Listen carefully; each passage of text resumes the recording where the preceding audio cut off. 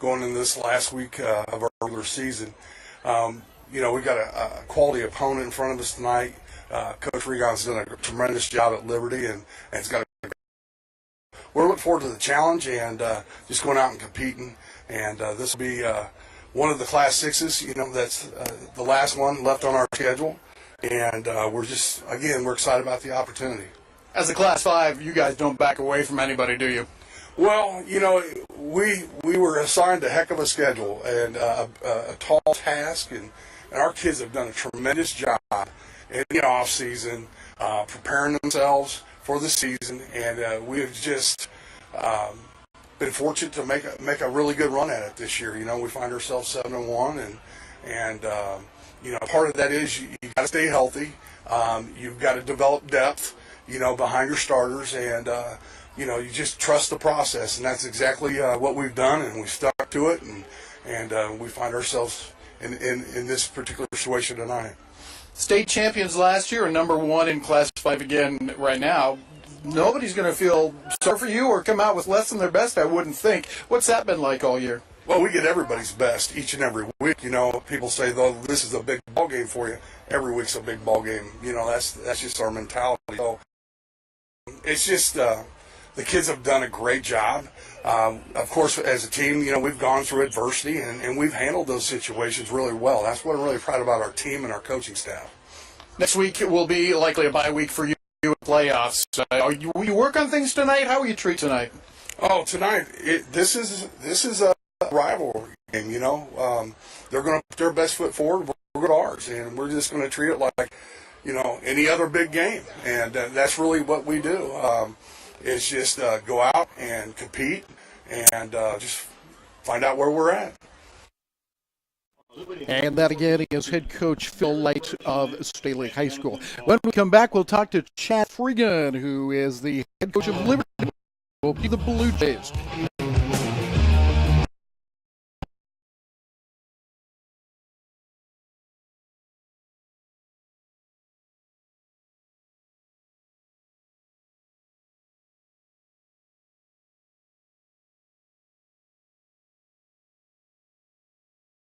Be auto, home, life, umbrella, small business, or specialty coverages, Jeff Watt of Farmers Insurance looks forward to helping you make a wise decision for your future.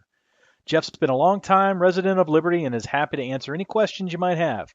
Give Jeff a call at 816-792-1415 or visit farmersagent.com/jwatt. Jeff Watt of Farmers Insurance, a proud supporter of the Liberty community and athletics. When it comes to selling or buying land, commercial or residential property in the Kansas City metro area, turn to the Rucker Group at RE/MAX First Choice. We put our 55 years of client service to work for you. Keep you informed every step of the process by utilizing powerful industry, technology, and marketing strategies to achieve results. Veteran operated, we live here, play here, and have kids in the school district. We are your local experts.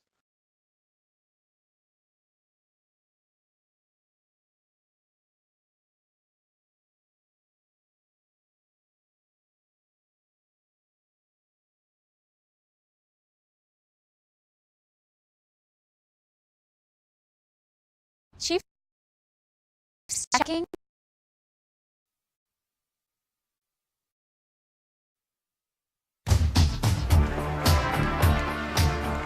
Live from Liberty, Missouri tonight, it's Liberty High School hosting Staley High School as Class 5 Staley moves up to play Class 6 Liberty. But boy, Staley is awful good. We talked to about them and with their head coach a moment ago. And now, Eric, let's talk a little bit about Liberty. 5-3, they may be the best 5-3 in the city, and they're trying to improve their playoff position going into next week.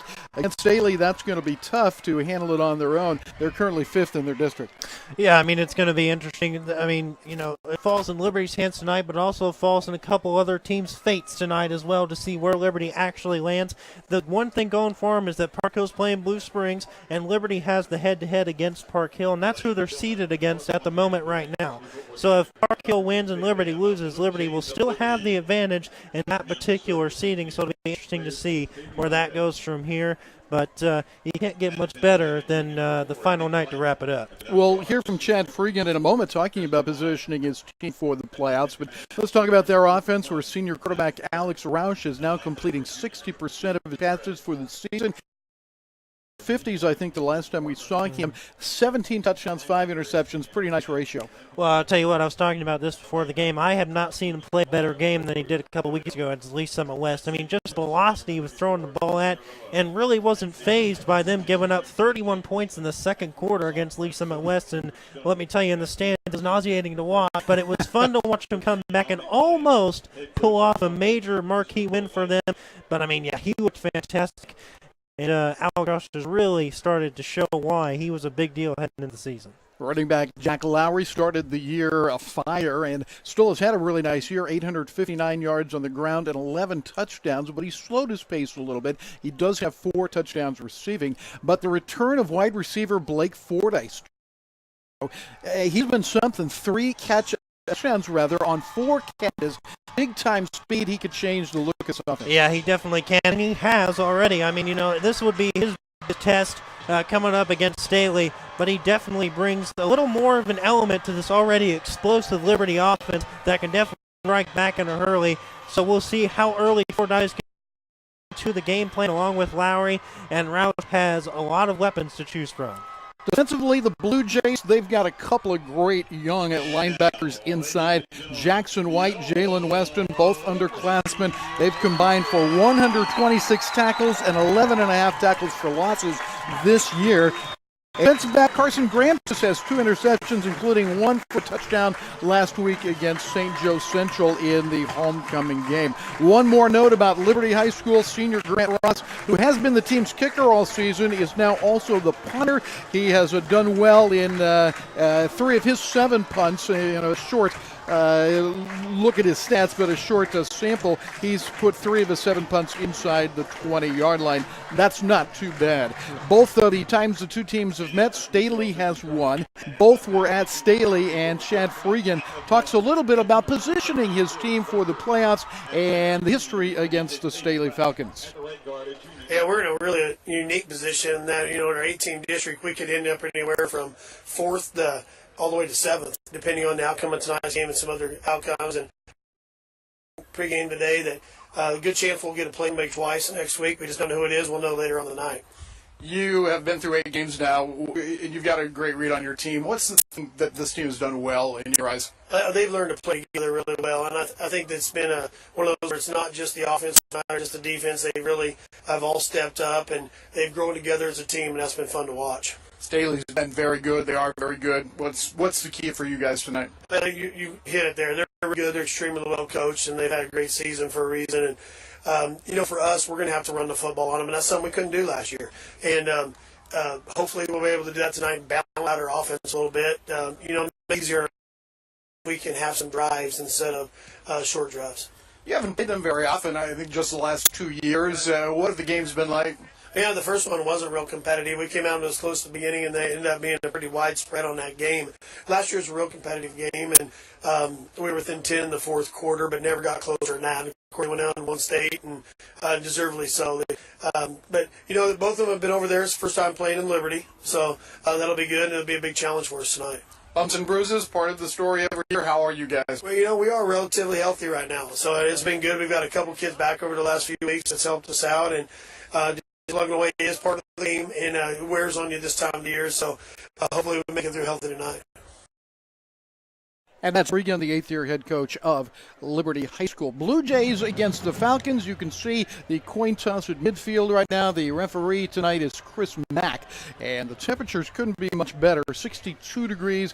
The low overnight is supposed to be around 43. And by the end of the game, we might be into the mid-50s. But wind minimal and just a gorgeous night here in mid to late October for football.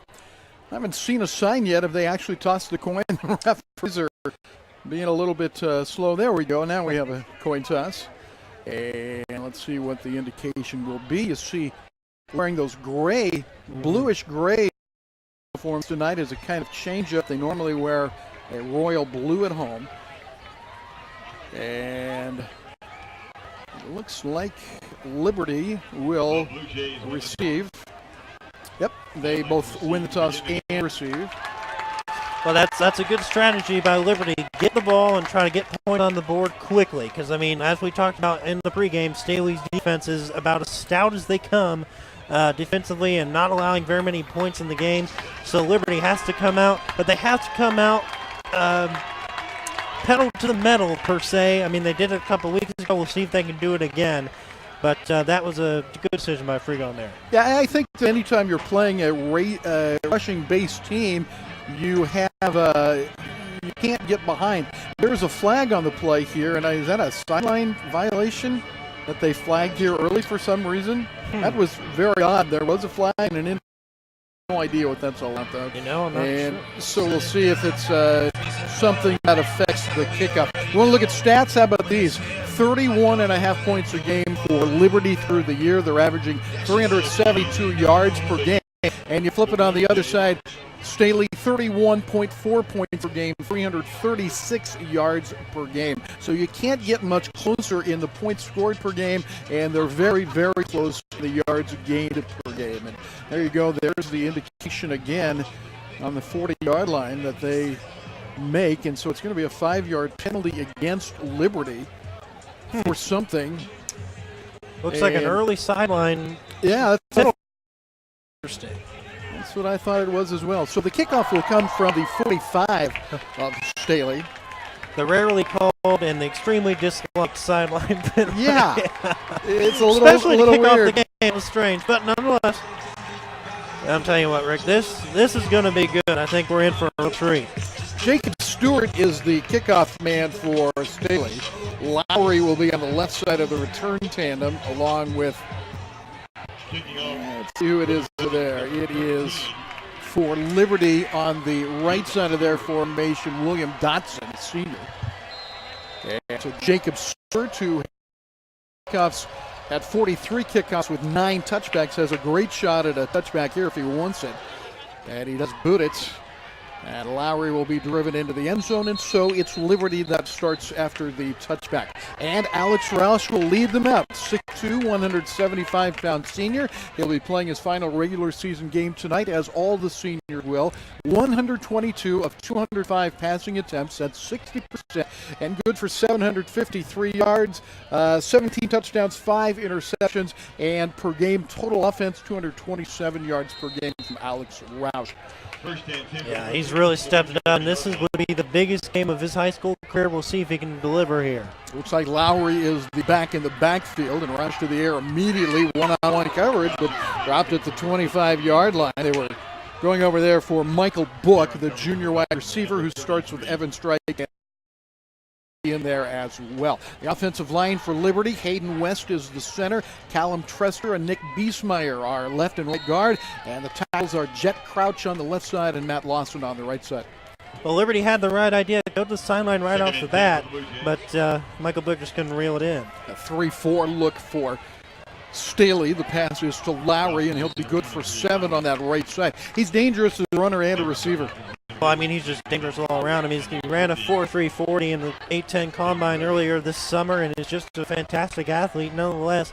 But here's what I found interesting. Like I said, last year, Liberty didn't take advantage of Staley, giving them the sidelines in the passing game. So far, 2 passes, 2 near the sideline. Alex Patillo is the starting nose guard with Nick Wright and Zach Barrett for Staley. Handoff on the misdirection, and that's going to be short of a first down, as they will only get a yard out of that, and Staley's defense comes up big here on the carry.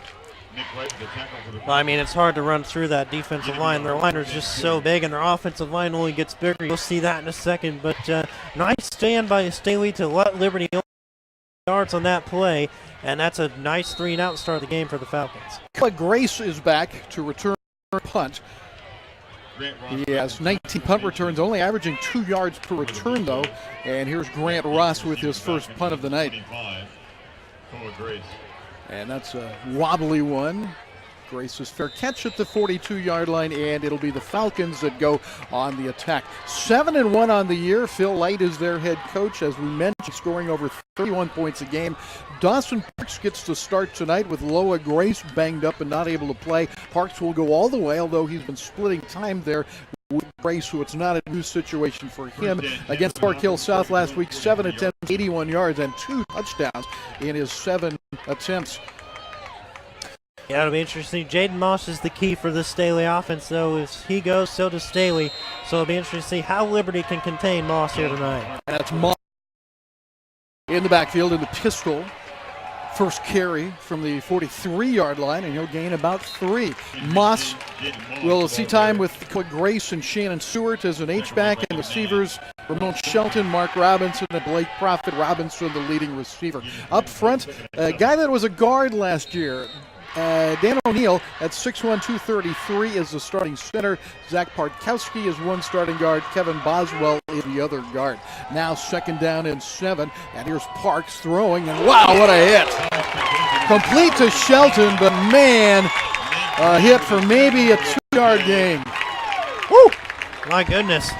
Nice read by Liberty's defender. Wasn't fooled at all on that pass by Parks. And Liberty standing strong here so far. Can't let Staley get behind them. I didn't see the number, couldn't see it. I think it was Nathan Gray. Now 3rd down and 5, and Parks nowhere to go. And this time for sure it's Nathan Gray and others who push back the quarterback.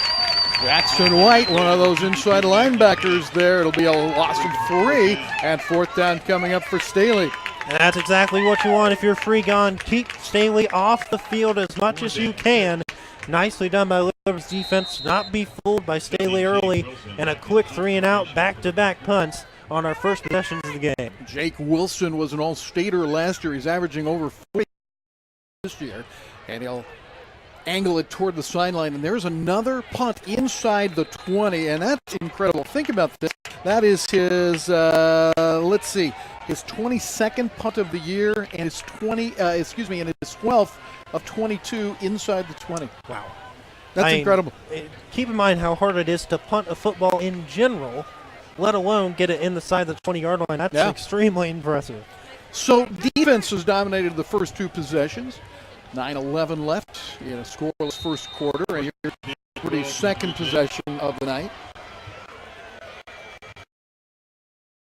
Will give it, and it is Lowry who gains a couple of yards up to the 15-yard line. So 2nd down and 8 coming up. Rest of the defense for Staley, we talked about Wright, Tillo, and Barry in the 3-man front. Landon Donaldson is an outside linebacker with Rocco Giulio in the middle. Parker Haney and Greg. The corners are Kendrick Stone and Dominique Lyons, and at safety Jake Wilson and Quinton Arello. 2nd down, let's call it 7, and Roush looking long down the sideline, and a perfectly placed ball, but dropped at the 50-yard line. That was good coverage, but what a beautiful throw. Yeah, it definitely was. Just nice coverage on the sideline. Had his head turned back the whole time, made sure the ball was being tracked. Inches away from being caught on the money throw by Roush. Better coverage, though, by the Falcons. Yep, it was number 33, Dominic Lyons, that was right stride for stride with Nathan Gray, but that ball was as good as you could throw. So, 3rd down now and 7, and Gray, let's take it back. It is Book that's coming out. They'll use a double tight end look here on 3rd. The fake of jet sweep. And Lowry just lobbing it up there, and he just lobbed it up into an interception. Picked off, and now down at the 46-yard line is Quinton Arello. He had the big interception last week, and that's his 3rd interception of the year.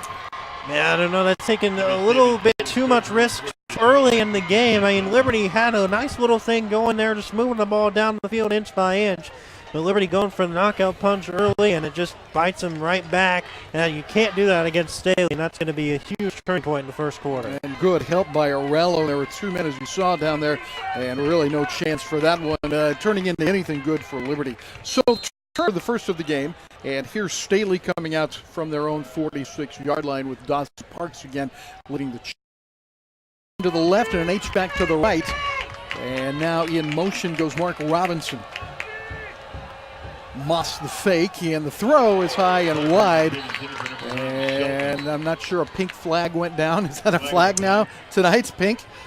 It must be for the breast cancer awareness Yeah, month. I've never seen a pink But one, though. I don't think I've seen it at the high school level, that's for sure. Passed by Parks way beyond Shelton's reach. It's a illegal man downfield, I believe, on the Falcons.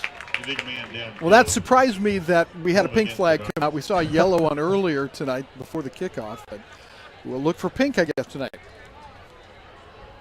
And so the screen play not effective for Staley, and the clock stops with 8:23 left in the first quarter.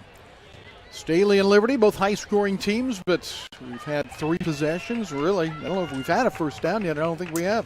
No, we haven't. I mean, both defenses have looked pretty good on so far. Have done their homework. We'll see if that continues. But like we said, both these offenses are very, very explosive. So if you're looking for a defensive battle, you might want to switch somewhere else because this won't stay that for long. Shannon Stewart, the man in motion. Quick throw, Parks. And good defense again. Robinson wrapped up. The Blue Jays are all over it. It'll be a gain of 3 or 4, but, boy, good defense on both sides so far tonight. Yeah, it really was a nice read right off the bat. Watched the ball, knew where it was going, and wrapped it up and take him down. And that's been another big key for Liberty. Their tackling has either been really good or not so good here in the season, but so far looks like they worked on that in practice, and their tackling looks great so far. Call it a gain of 5. The handoff to Moss. He'll try the middle of the line, get a couple there, but not much against Dominic Mesh, Isaiah Hall, and Matt Henning. The linebackers outside are Gray and Smith, and inside White and Weston. Carson Graham sits at one corner with Carroll Simpson at the other corner, and Michael Book and Joe Charay are the free safety and strong safety, respectively. 3rd down and 8. Staley faking the pass across midfield, but he'll be 5 yards short of a first down. And coming in on the tackle, it looked like it was Evan Strike. Yeah, another good defensive stop by Liberty, especially on that turnover. That could have been a big key for Staley, in this game. But nice job by Liberty to bounce back and limit Staley's offense. And another punt. So Liberty looking good defensively to start. Punter Jake Wilson knocked one inside the 20 from just about this same position a few moments ago. Evan Strike back for Liberty, and good pressure. And that one down the middle will give Strike a chance for a return. From the 10, Strike past one man. Good run back to the 25-yard line, and odd as it seems, that's going to be the best field position Liberty will have to start with. Any yardage against Staley you'll take. Nice little run back by Strike. Had room to the outside, using a couple of strong stiff arms there on the play to get Liberty up towards the 30-yard line. And we'll see if Liberty comes out as a little more conservative there, or they just go pedal to the metal. But it'll be interesting to see what Freegon draws up. Freegon is not one to teach his team to give up, so Liberty's going to go full force here. William Dodson, who's been a running back, is wide to the left side with the 2 men inside of him, and 2 men to the right side as they empty the backfield. First down from the 25, no score, as Roush throws quickly, and that'll be good for about 2, but Staley is there real quick and leading the way as Parker Haney. 6:39 and counting left in the first quarter, no score. 27-yard line between Liberty 5-3 and Staley 7-1. Staley looks to have the conference wrapped up. They will have a bye next week in a 5-team district. Liberty is kind of one, and whether it'll be at home or not. Well, and that's the interesting part about this somewhat new playoff format for Liberty. They've got a 6A class, and they've got a whole lot of really good teams. So that'll be a thing to watch next Friday and tonight for sure. Showing blitz, and Lowry will get maybe back to the line of scrimmage, but he is shoved back. And right there in the middle of everything was Preston Wiss. He's a nose tackle at 6'2" and 254 pounds, a senior. I mean, Liberty likes to be physical and likes to drive the ball up the middle every now and then, but they're going to have to find different ways to do it against this offensive line because they are very physical and very talented. So Liberty's got to find some different ways because Liberty offensive line is not very big if you look at them statistically. Jordan Owens is the left end now. Roush has thrown deep a couple of times, goes long and looking for Blake Fordyce. We talked about his 4 catches, 3 of them over the last 2 weeks. And that one overthrown. And so once again, Liberty will punt. They have turned the ball over with a long interception, which was kind of like a punt the way it turned out. But they'll have to kick it away again. Grant Ross will be back, and to return it, Koa Grace. 5:27 left, first quarter. Both teams quiet offensively so far, but give a lot of credit to these fine defenses. That's hanging in the air. Grace called a fair catch last time. He calls a fair catch this time, and from the 46, that is where Staley will start out. A10varsity.com, you're watching tonight's matchup between Staley High School and Liberty High School. The A10 Varsity started in 2009, so the 10th anniversary of the site. The webcast started in the metro area in 2011. So it's another offensive chance for Staley. They have not shown that they can penetrate Liberty's defense, but you can say the same thing for Liberty against Staley's defense. Yeah, it really can. It feels like both teams are just kind of feeling each other out right now. No one's really trying to, show their hand, we'll say, here in early going. So it'll be interesting to see what Staley draws up on this drive. Two tight ends set with Peters and Profit left, right, and the backfield for the junior quarterback Dawson Parks. He threw it into a crowd, trying to find Robinson, the 6'1 senior. Robinson against St. Joe Central this year, one of his better games, 6 receptions, 88 yards, and 2 touchdowns. He is their leading receiver at second down for Staley. Yeah, Staley's got some tight ends on that team as well, and they probably watch the tape and see Summit West. Liberty struggles against bigger receivers. Profit is in the middle of the tight end. They go to him, and the catch will result in a first down for Staley as he shows his power getting through a couple of tacklers. Well, say it and they do it. I mean, you know what I mean? And, like I said, they had to watch that film and watch Liberty struggle against League Summit West, bigger physical receivers, and that's going to be a key for Staley's offense tonight. Profit tackled by Jackson White. Profit, 13 receptions now with about 140 yards. Run by Moss, and Moss with the first big running play of the night, and he'll be close to another first down. Jaden Moss has been banged up a little bit this year. He has, coming into the game, 77 attempts, 466, but a 6.1 average, and that is a first down. Yeah, he was considered for player of the year in the preseason, but like you said, injuries have kind of kept him away from getting the stats he probably would, but he's still dangerous in the backfield. Fake to Moss, high throw again to Ramon Shelton. That looks like the same play they had the illegal man downfield on a little bit ago, and the result is basically the same with a misfire by Parks. Yeah, Liberty looks to have that one scouted either way. They had it scouted the first time and did again, so nice job by Liberty to read up on that play as they could tell likes to go to it. So 2 failed attempts, but he's just been a little high to throw both times. We'll see if they go back to it later in the game. Back Koa Grace is the back out of the pistol, and here's Koa Grace, who puts his head down and will have a couple of yards right up the middle behind O'Neill, Bartkowski, and Boswell. So Koa Grace comes in. Loa Grace, who I assume is his brother, was the starting quarterback, the senior, and Loa is a junior. I know I shouldn't make assumptions like that, Eric, but when you've got Koa and Loa. I was going to say that's about as close as you can get. And they're a year apart. I'm going to go with the assumption. Third down, 8. Staley nothing, Liberty nothing. Dawson Parks under pressure, and down he goes. And I tell you what, Jackson White is having a big first quarter. We talked about him in the pregame show. He's an underclassman, a junior at 6 feet, 190 pounds. That's his second sack of the year. Yeah, it's a beautiful job by Jackson White. And the big thing for Liberty coming into next year, this defense is fairly young. So, I mean, they have a lot to build off of heading into next year, but beautiful done by White, and another big stop for Liberty's defense. Last time Jake Wilson was forced to just knock it down the middle. This time he's got ample. And he's going to try to bounce it inside the 10-yard line and does a really good job of it. And he has another punt inside the 20. I imagine you're tired of hearing about it, but it's now 24 punts with 13 inside the 20-yard line this year. That's amazing, and all state last year. And he is a guy that Phil Light says was maybe the key to their championship last year, with his ability to do exactly what we saw a moment ago. Well, I mean, absolutely. I mean, if you have that good of a defense, if you pin them back deep, what can the offenses do against you? Right. Hardly anything. So, yeah, I mean, a good punter is very overlooked in the game of football. Call it the 6-yard line for Liberty. They have the ball, and the scoreless first quarter has 3:13 remaining. Roush has two to the left, one to the sees that a little tiptoe of a blitz coming his way. Hayden Gregg may have tipped it a little bit. Throwing long again and into double coverage, and he's picked up for the second time on the 35-yard line.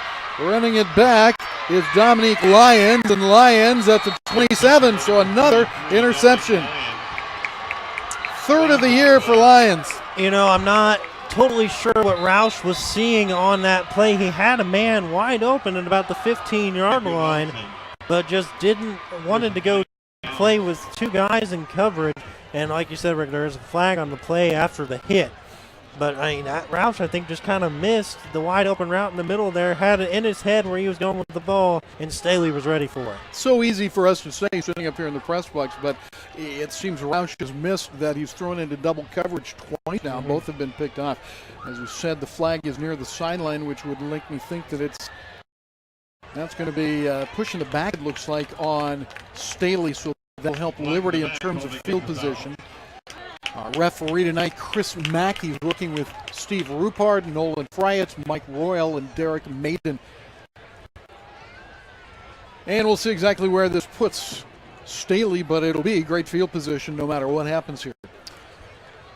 Well, I mean, we talked about in the pregame, Liberty just has to be careful and not turn the ball over and, not try to be too crazy with it. They saw him earlier and they made a mistake, and they make another one here by Roush.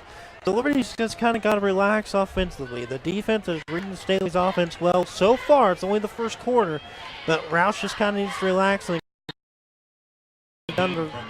most of the season just rely on that explosiveness to lay in. Dalton Nugent is the man left for Staley. They have three men. Blake Profit just off the line, and then two more men wide, including leading receiver Mark Robinson to the right. Handoff Dawson to Moss, and the tailback for Staley High School to the 33-yard line, a gain of 3. So Jaden Moss, a 5'10 senior, he's had two 100-yard rushing games this year, 20 attempts and 148 yards against Lee Summit, and against Kearney, 19 attempts, 171 yards, and 2 touchdowns. Also had a 2-touchdown game against Truman. It is Moss, the fake, and ahead is Austin Parks for a couple of yards. 31-yard line. Yeah, so far Liberty's done a good job of watching the ball. They have earlier in the season just really gone with the play and not watched the quarterback and watched the ball. So far tonight, they've really done a great job of making sure they don't leave the backfield and stay home. That's been a big key for Liberty. They don't stay home as well as they should, but so far they've done it tonight. Shannon Stewart is to the left of the quarterback. He is in, and Moss is in motion now. 3rd down and 5. It's Stewart leading the way, and down to the 32-yard line, a yard short for Dawson Parks here. And again, they've got the good field goal kicker, Jacob Stewart, but they might think about going for it here on 4th and 1. We'll see. This is an interesting call for the third-year head coach, Phil Light. Well, I mean, even if you don't get it here, it's not like you give Liberty the ball back at the 50-yard line, so it's not that bad of a field position, even if they fail. Now, they didn't blink, did they? They're going for it. Here's Moss, and he skips away from one tackler, and now he's off. And can he find the angle to the end zone? Not quite. He is finally pushed out of bounds by Joe Charay. So 4th and 1 turns into 1st and goal for Staley. Yeah, it was a nice hesitation there by Jaden Moss. Form on the outside and just turned on the gas and almost got in the end zone. So beautiful hesitation by Moss. Nice draw up by Light Staley. From the 1-yard line, they'll go with that offset eye look out of the spread. Moss straight ahead looking for pay dirt, and he is pulled down at the line of scrimmage. The middle of the Liberty line collapses on him. So 2nd down and goal, just at the 1-yard line. No score, minute 10 and counting in the first quarter. 2 interceptions by Liberty. The second one has put Staley in a position to score first in this game. Boy, now look at this big formation. You don't see this very often. 3 running backs, and the quarterback, Dawson Parks, goes in for the touchdown. You ever seen anything like that before? That was different. Yeah, that was a little different, but effective nonetheless. Nice draw up by Coach Light and the Staley Falcons. And that's a huge touchdown for Staley, especially since we saw that defensive battle early in the first quarter as the quarter winds down. But Staley strikes first, and that's a huge first touchdown of the game. 54 seconds remain in the quarter. And Jacob Stewart, who is 27 of 20 this year on point afters. And it is Staley taking a 7-0 lead here at Liberty. The Falcons convert on the turnover, and they take the early lead on a10varsity.com.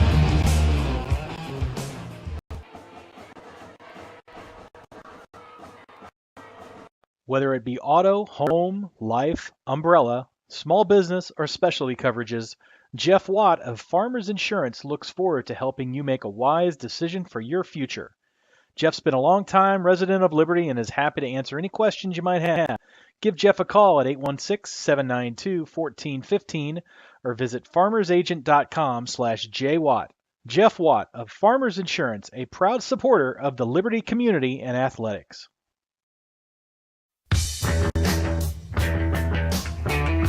It's the fourth touchdown rushing this year for quarterback Dawson Parks, a 6'1 junior, and the extra point makes it 7-0 as Staley scores after the second interception of the quarter by Roush. And now the kickoff comes from Jacob Stewart.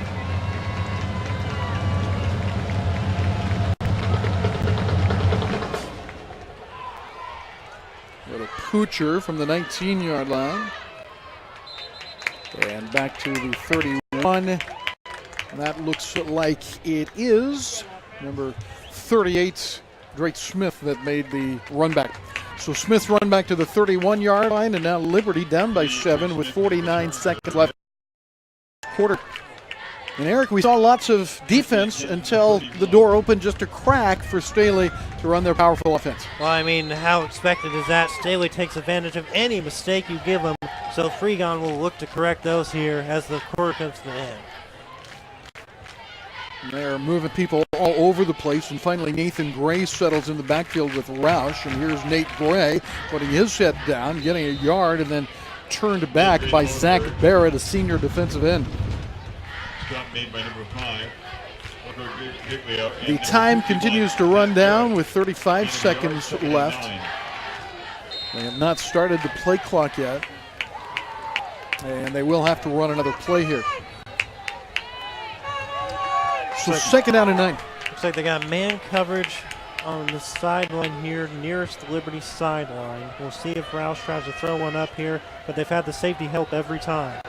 Gray out of the backfield has plenty of blocking and is pulled down at the 36-yard line. A nice job there by Hayden Gregg.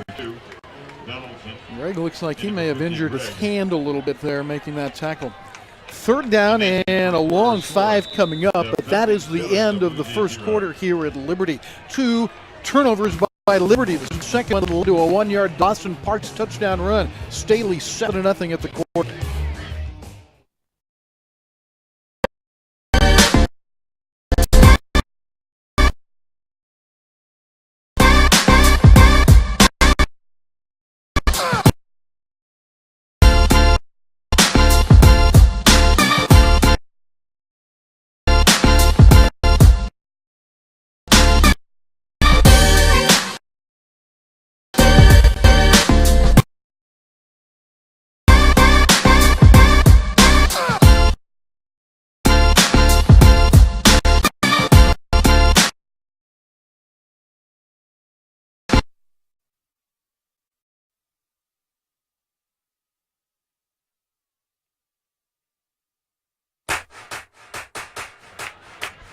We start the second quarter from Liberty, and Liberty on third down and a long 5 gets it out to Evan Strike, but nothing doing there as Landon Donaldson, an outside linebacker, with the tackle.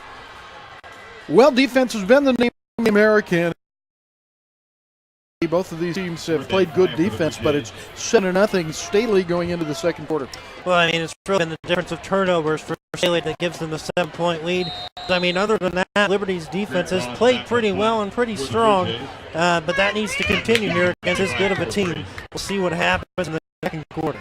No wind as the sides of the field change. Ross's punt for Koa Grace, and his third fair catch of the game at the 32-yard line, and that's where the Falcons will start.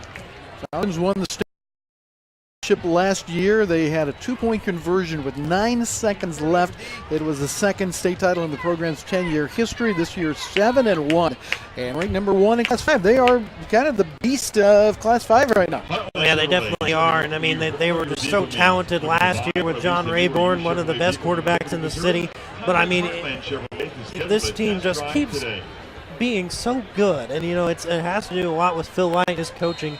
But, this team is definitely a beast in 5A, and coming into the playoffs, they're the favorites to go back-to-back. You know what I liked about Coach Light? He came out with his team early to run some sprints and some stretches. He's right there in the middle of it. He's blowing his whistle, and he was right there in the middle of them when he came out for their initial warm-up. Well, here's Dawson Parks again going to work with a 7-0 lead. He hands it to Jaden Moss, and behind Zach Bartkowski and the All-Stater Jackson Fender, he'll pick up, let's see how much, a yard or two. Jackson Fender is an interesting story. We mentioned his All-State status last year, but he's an Ivy League recruit. He's likely going to go to the Ivy League, and they think he may be an engineer. He's a great kid, I guess, and he's pretty darn smart, too.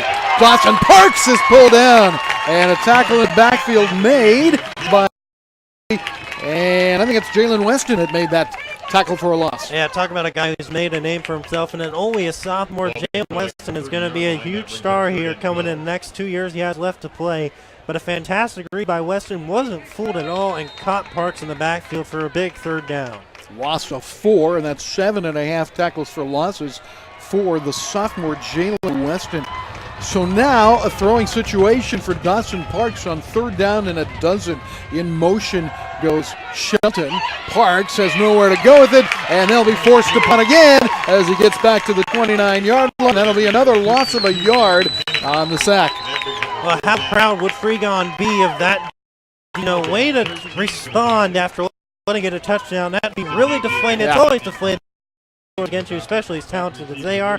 But nice answer back by the Liberty defense to force a punt. Eric Johnson is our analyst, and he makes a very good point about that. How you get on turf is a big part of being successful. There's a high snap, and racing for it is the punter Wilson. There's no way he's getting free. It's loose again, and Liberty has it inside the 5-yard line. Well, what a break for Liberty. I mean, just like that, back-to-back unfortunate situations for Liberty.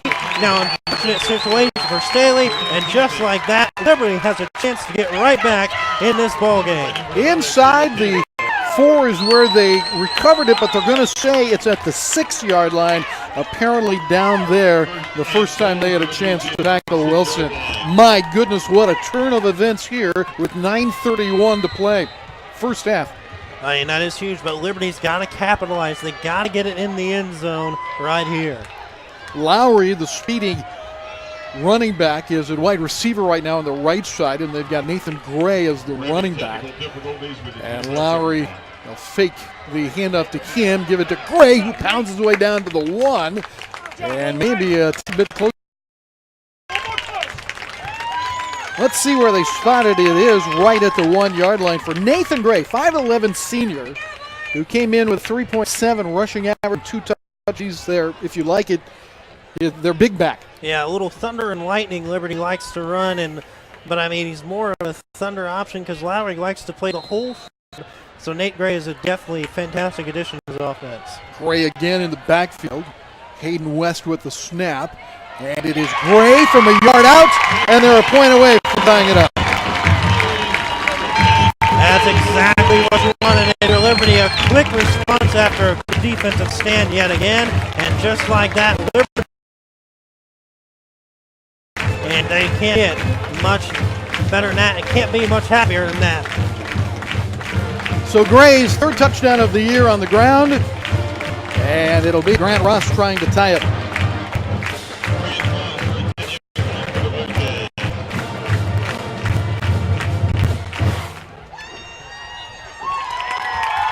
Seven all. Liberty ties it on the bad snap, and then a couple of runs by Nathan Gray. And the Blue Jays home have come back to tie it at 7-0 on A10varsity.com. Whether it's a car accident, storm damage, or a fire, when the unthinkable happens, it doesn't matter if you saved money in 15 minutes. In this moment, it doesn't matter if your neighbor has the same insurance you do. In this moment, what matters is that your independent insurance agent and the company that stands behind them have you covered. Auto Owners Insurance, the no-problem people. Visit Briar Payne Mead Insurance in Kansas City today at bpminsurance.com or call 913-402-9576. That's 913-402-9576 and ask about Auto Owners Insurance today.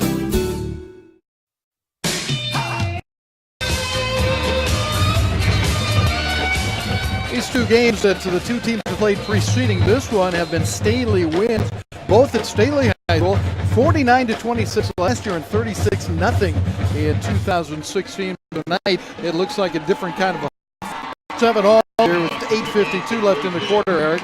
Well, I mean, those two Staley teams were talented and freakishly talented. This Staley team is talented as Yales, but those two teams were just so good.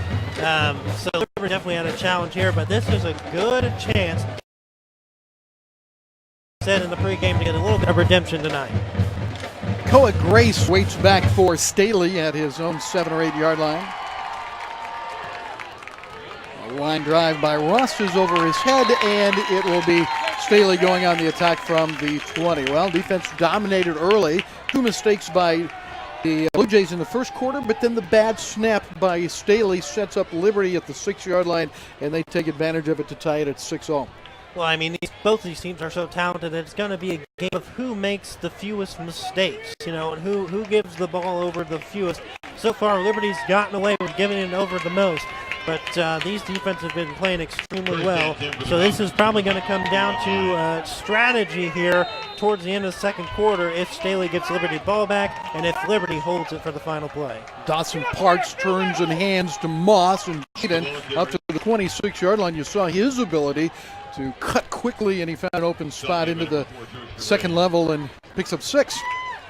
So Moss and Grace in the backfield. We've seen Shannon Stewart as a big blocking back. Mark Robinson, the leading receiver, now the only man wide, and he's to the right side as they stack him up on the left side. That's Stewart in motion. And Ross again hit head on and shoved backwards. He'll get to the line of scrimmage, and that's it. Yeah, nice read by Liberty to make sure it was basically kind of the same plot as it was last time, and just ran the ball straight ahead. Nice job by Liberty to pick that one up. I saw Matt Henning get off the bottom of the pile there. I think he's the one that made the tackle for Liberty. Here's 3rd down and 4 for Staley. The Falcons' only loss this year has been to Lee Summit West, 21-17. In motion comes Shelton to set up 2 wide to the right.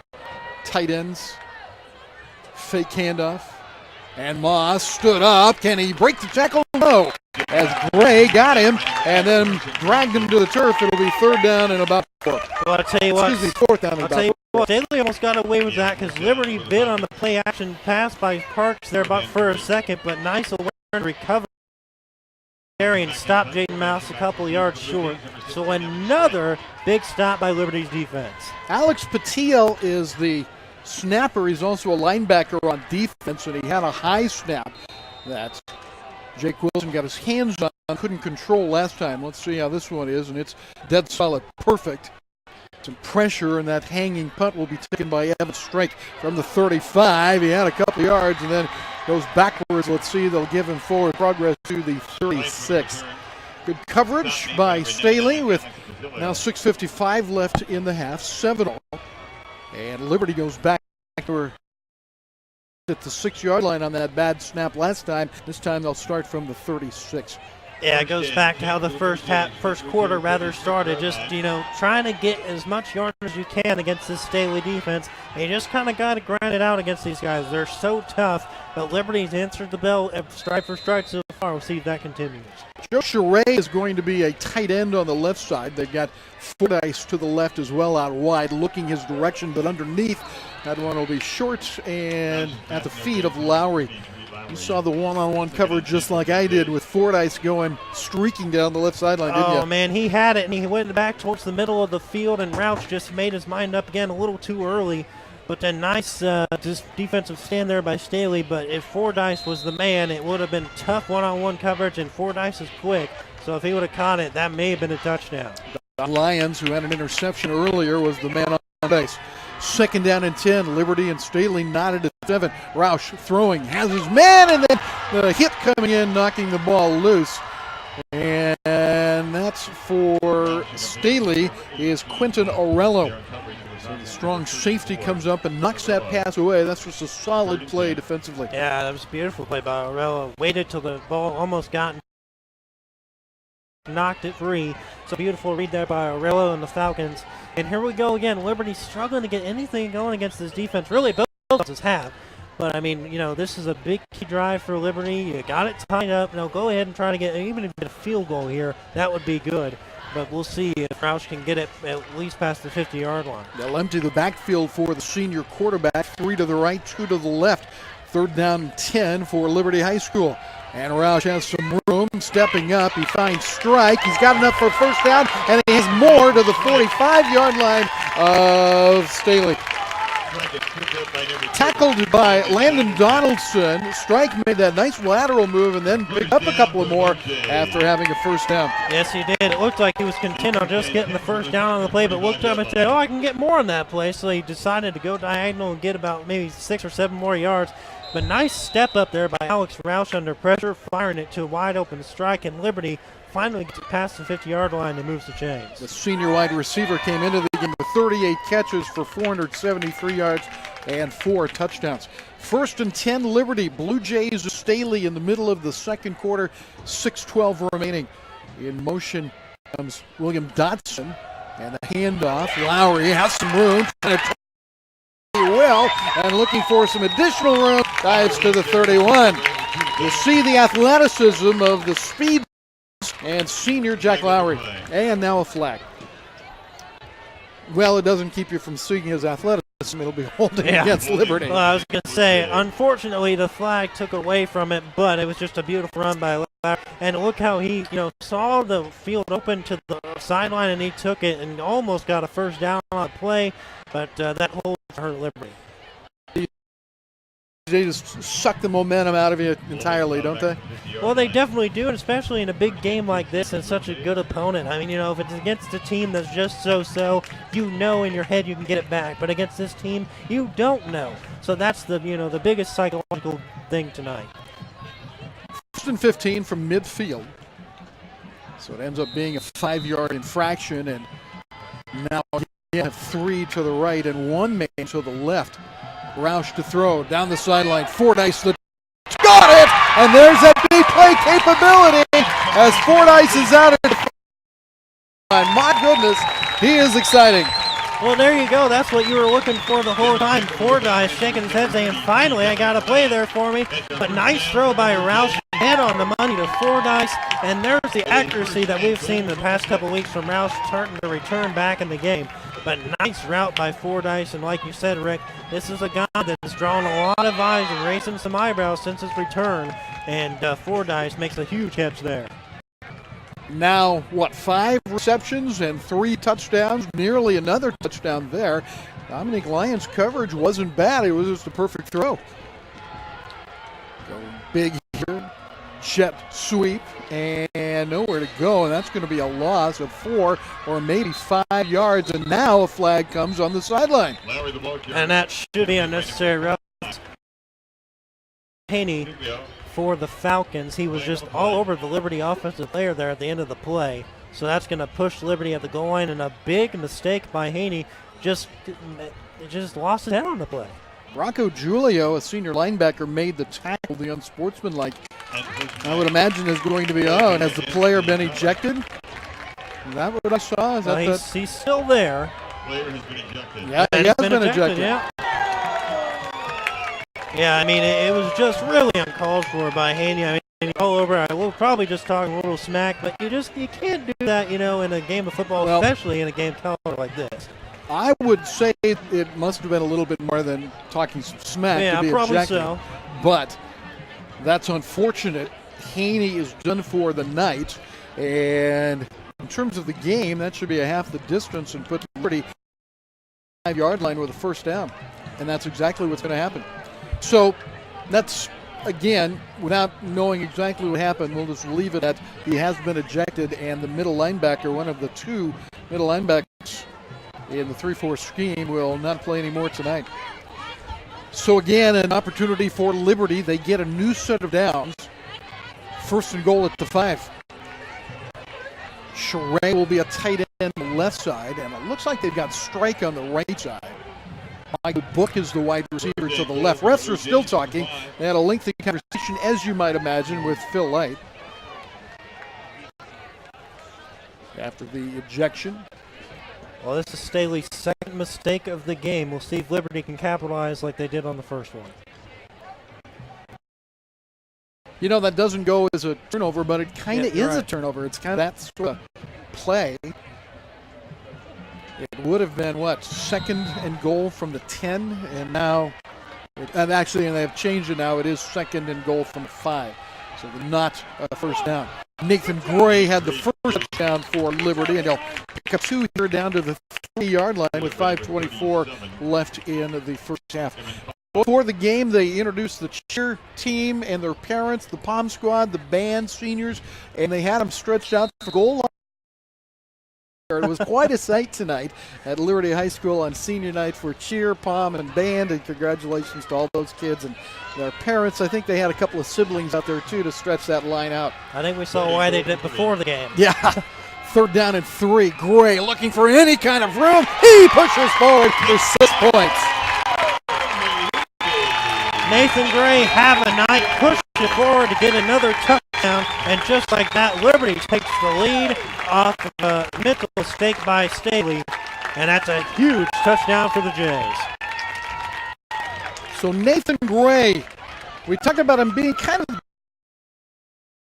touchdowns rushing now, and as we mentioned in this game, this one comes with 4:53 to play half, and Ross will try to make it a 14-7 lead for Liberty High.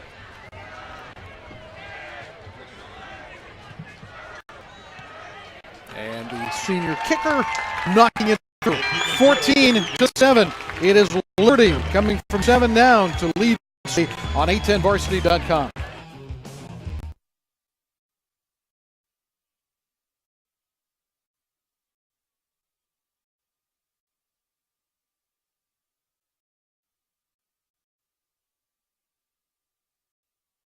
When it comes to selling or buying land, commercial or residential property in the Kansas City metro area, turn to the Rucker Group at RE/MAX First Choice. We put our 55 years of client service to work for you. Keep you informed every step of the process by utilizing powerful industry, technology, and marketing strategies to achieve results. Veteran operated, we live here, play here, and have kids in the school district. We are your local experts.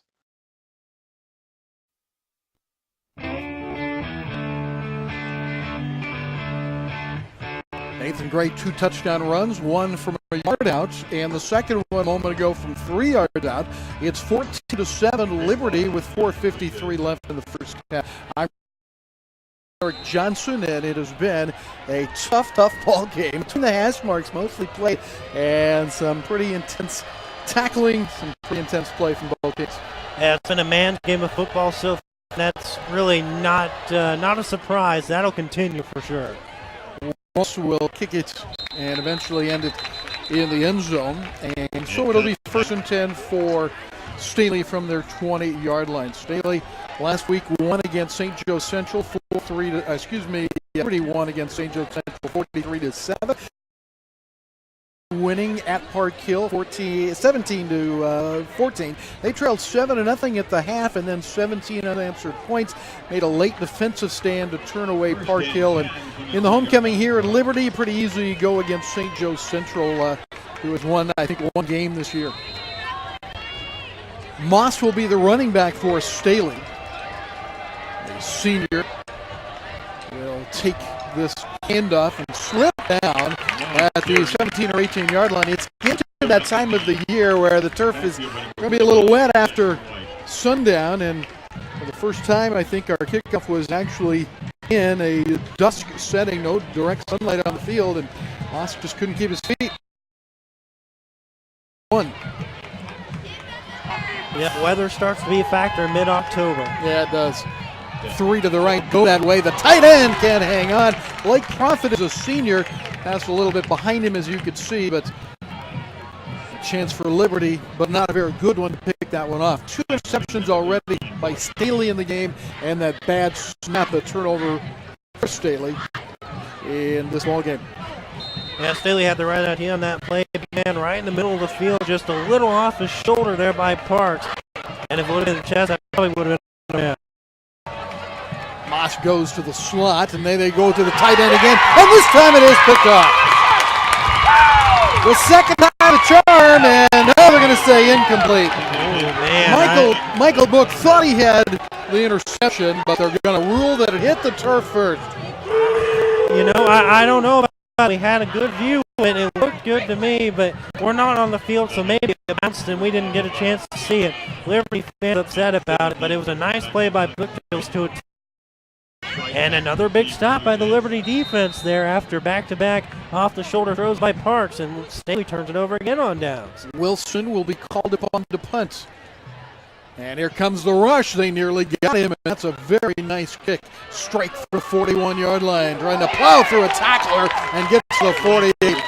And this Liberty group is fired up right now. Strike goes head-on with the Staley tackler on special teams, and that man was David Lewis. I mean, they are fired up, and like Phil White said in the pregame interview, this is a rivalry game. I mean, these two teams are definitely, that's for sure, and Liberty wants redemption, like I've said it a couple times, but it is a redemption game for them. They got beat pretty bad the first couple of games, and they just won one back, and it is a night to get it on their home turf, last game of the year, and so far they've answered the bell. Two teams have only met twice, but it's rapidly turned into a rivalry. 2 men to the left side for Roush, who will hand it off. Lowry not going anywhere, and the defense continues to be excellent. And that time it's Evan Fox, who has come in to replace Parker Haney, who made the tackle for a loss. That is his 3rd tackle for a loss this year.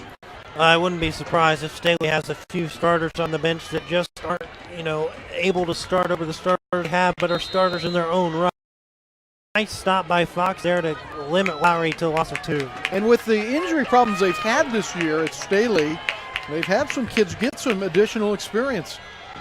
Roush to throw. Evans one-on-one with Wilson. He makes him miss, and then he has a first down. Tackle by Julio, but what a nice move. Strike to get free. Evan Strike doesn't really fit the mold as a slot receiver body type, but he's elusive like one. He gets up the field and makes defenders miss, and a nice move by Strike to fight for extra yardage and a big first down for Rabbits. Jays with 3:18 left to play in the half, lead it 14-7. Staley struck first, 7-0. Then Liberty came back on a bad snap on a punt. They scored 2 plays later. And they've also scored on a 3-yard rush. Here's the throw over the middle for Fordyce, and knocking it away on a fine play by Dominique Lyons. Yeah, Roush saw it, Fordyce saw it, those fans saw it, but nice defensive play there at the end to just get his hand in and knock the ball free. It looked like Fordyce wasn't going to get the separation he needed on that play. So good read by Staley to not let Fordyce get away. You may correct me on this, but I think Lyons has done a pretty job on Fordyce. Yeah. He got burned on the long play, but his coverage wasn't bad. He had that pass broken up, and remember, he intercepted a pass earlier. So, well, listen, everybody gets burned at some point. It just Right. depends on how you respond to it, and so far he's done a great job against this underrated wide receiver corps for Liberty. 2-3 set on 2nd down and 10, and the catch by Lowry for about 5, 33-yard line. And the tackle made by Lyons and also Fox. And so 3rd down and 5. Liberty leading it by 7, 2:43 and counting in the first half. At halftime, the Sapphires will be performing. We're kind of hoping. And it was a very nice national anthem tonight. A couple of fiddle players, students making the national anthem. The band performed a song, and then they gave way to the national anthem. Fordyce is wide to the right side this time, and 1 man wide to the left. Double tight end set.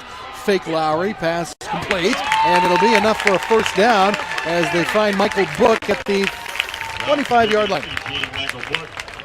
I don't know if you saw that, Rick, but I pointed that one out.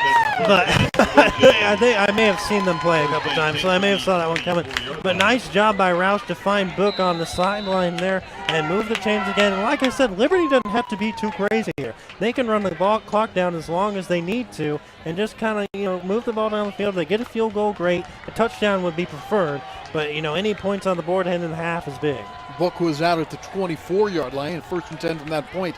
And Lowry looking for running room, won't find much there. Second down and 10 coming up. Both teams have all 3 timeouts remaining. The clock running at 1:50. And second down, and they're actually going to give him a loss of 1 yard. So second down and 11 officially. Nathan Gray comes into the backfield, and that means Lowry will be split out to the right. And they are not rushing here with those 2 timeouts in their pocket.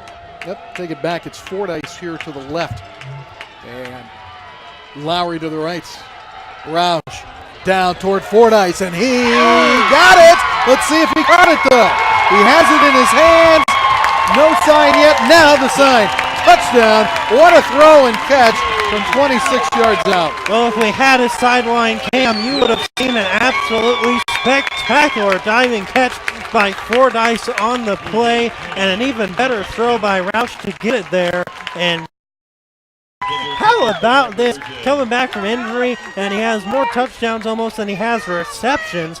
And Liberty gets another huge touchdown and stretch out this lead. Isn't that something? 1:18 to play, and Liberty looking to go up 21-7 behind the foot of Ross, and they do so. So Liberty down at 1.7-0. Unanswered touchdown, and they lead it as we near halftime on a10varsity.com.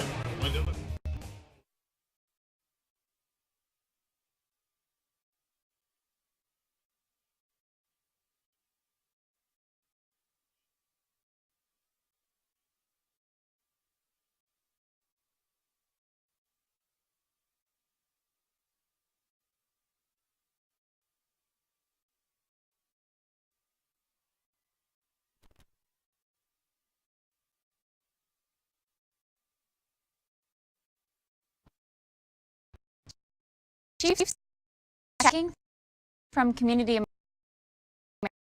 America gets you closer to the game.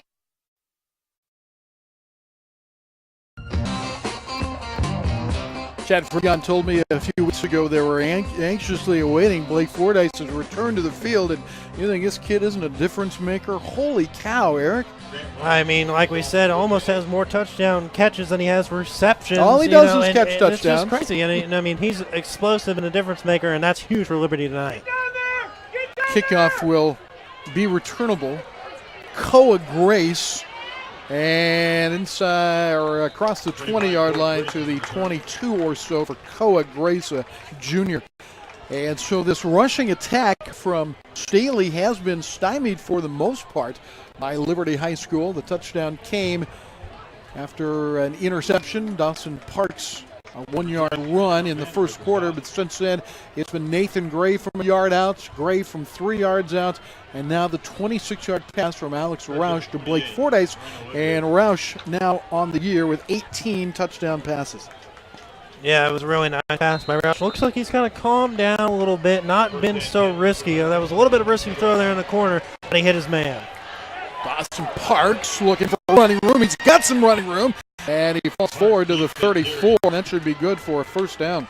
Well, Parks is going to take a big sigh of relief there and say, whew, man, I almost got stopped for about a 3-yard loss. And like I said, tackling earlier in the year, should have had him for a loss of about 3 or 4 on the play, but nice job by Parks to stay on his feet and get a first down. Loa Grace injured, not playing tonight. Parks has gone the whole way. He looks to throw now, checks underneath, and it'll be a short gain to Lamone Shelton, a 5'10 junior with now 18 receptions on the year, 234 yards, and 3 touchdowns.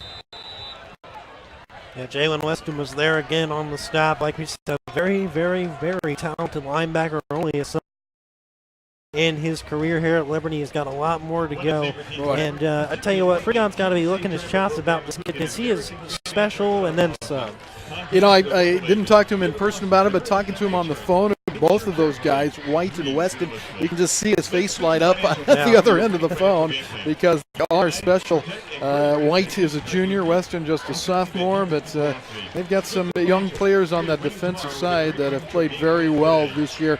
And like I've said many times, I think they play very well as a group, that cohesiveness. They may not be the most talented individual athletes, but they play well as a group. Well, they definitely have, and I mean, like we talked about in the pregame, a lot of these games against the big teams, Liberty looked like they were in the soccer group of death. I mean, in this schedule, I mean, Park Hill, Lee Summit West, Staley, and Lee Summit North. This schedule was not easy, and to go 2-1 so far in this schedule is a defeat in itself. But this, Liberty is a cohesive unit, and they're most talented defensively, but they play together better. O'Neal over the ball for Staley. Parks wants to throw on 2nd and 9. They've got a man, but it's almost picked off as Gray is back there. Should have had it, but it slips out of his hands. It's incomplete. Gray and maybe that was Book that was back there. Yeah, it was like Book, yeah. along with Carol Simpson and a couple of others for Liberty.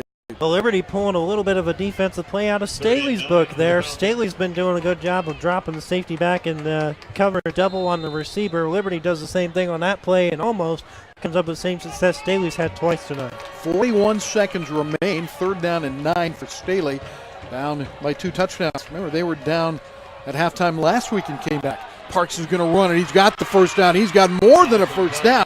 He's across midfield and to 48 of Liberty. So there's a play. The clock stops at 35.5 seconds to reset the chains. And at the 48, Staley is in business. That's something we really haven't seen from Parks tonight, using his speed to his advantage on that one, gutting Liberty's defense right up the middle on that one, and a big run by Parks. And we'll take a second here to talk about this crowd. I mean, this place is absolutely packed. I mean, look at this. You got full stands on this side, well, pretty much, and full stands on Staley's side. Not that Staley's a far drive, only about a 10-minute drive down to Liberty either way. But, I mean, it's just a really great atmosphere. Traffic is bad. Yeah, that's true. It's just a great atmosphere nonetheless, and you couldn't ask for it. And like we said, we've been blessed with fantastic weather this season for the most part, and it's a great way to wrap up the season. And we'll get a look at some of those scores in the halftime, talk about those, because Liberty has 2 watch on this game, but they grew a third to watch the other scores throughout the city, because a lot of those scores depend on where Liberty plays next Friday. I believe that was a Staley timeout, and that would mean they have 1 remaining. First down from the Liberty 48 seconds and a 48-yard line, and 35.5 seconds remain. We'll use the 2 tight end set here. And Parks, boy, all the time in the world. Now he pulled down, and Liberty comes up big on defense one more time. And that is defensive end Matt Hanning, the sophomore, who has his 4th sack of the year. Yeah, it was a nice read by Hanning. Making Parks didn't get away from him. Nice ankle tackle and a big sack for Liberty. This will probably be Staley's last play. No timeout taken here. Parks rolling. And intercepted by Gray. 5 seconds remain. He's pulled down with 3 seconds remaining. So the interception will even the turnovers at 2 apiece. Nice job by Nate Gray to stay with the play and not be fooled by Parks' motion. Liberty will probably take a knee here heading into halftime, but nice defensive stand by the Jays. I wonder if they won't heave one up there to Fordyce. It looks like they will go to the victory formation here, but love to see him throwing up to Blake Fordyce. Well, I think we all would, but but at the end of the day, you can't give Staley an inch. Nope, you're right. So, I mean, Roush will take the knee here. You're very conservative, and you're right on the button as Roush will kneel with it and run out the clock. What a half we had. It looked like it was going to be Staley in a low-scoring affair, taking care of things in the first quarter, leading 7-0. But then things started to even out, and Liberty got their offense on track, scoring 3 times in the second quarter. We'll be back, and we'll review all of that and more here at a10varsity.com.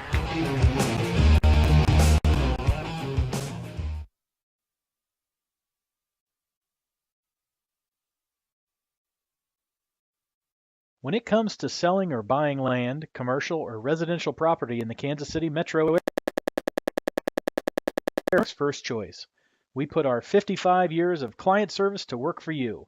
keep you informed every step of the process by utilizing powerful industry, technology, and marketing strategies to achieve results. Veteran operated, we live here, play here, and have kids in the school district. We are your local experts. Chiefs checking.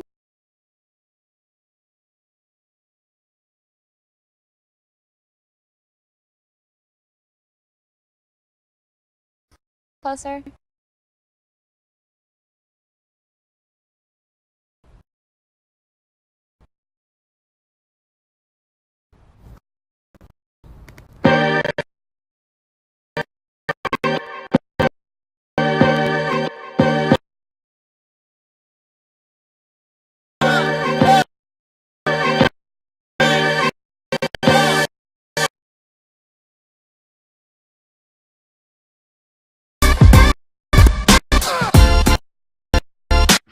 High school sports fans, Trent Green here. When I want the latest scores and news, there's only one place I go, 810varsity.com. Live scores, features, games live on the laptop, phone, or mobile device. Watch the Lee Summit, Blue Springs, and Park Hill schools, Blue Valleys, Olathes, Rockhurst, Miege, Lane. The list goes on and on into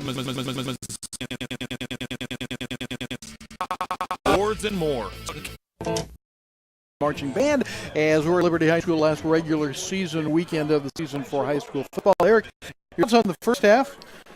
Well, it's been explosive for Liberty offensively, and like we talked about, this is kind of their style. They like to be explosive. They like to score as many points as they possibly can. And what about Blake Fordyce? I mean, an absolutely incredible start to his junior year, and he just started about a couple weeks ago. It came off an injury that kept him away for most of the season, but a beautiful job by Fordyce to come in and make an impact in the biggest game of the year so far for them. And Liberty has just played a great game offensively and defensively. How impressive have they been? I mean, just gone stride for stride with the best defense in the city, and Liberty really has taken Staley to the max tonight. It looked like it would be Staley defensive struggle, but then Austin Parks was able to go in from 1 yard out, and Staley led 7 with 54 seconds left in the first quarter. It's a quarter in which Liberty quarterback out through 2 receptions, but State turned the ball over twice, including a bad snap that set up Liberty at the 6-yard line. Nathan Gray took it in from a yard out to tie it at 7 with 8:52 left in the second, and then Gray completing a drive for Liberty goes in from 3 yards out. It was helped by an unsportsmanlike penalty. 14-7 Liberty with 4:53 to play in the half, and finally a 26-yard pass from Alex Roush to Blake Fordyce. 21-7 Liberty at the half. I'm Rick Cole with Eric Johnson, and let's take a moment here and listen to the Liberty High School Band.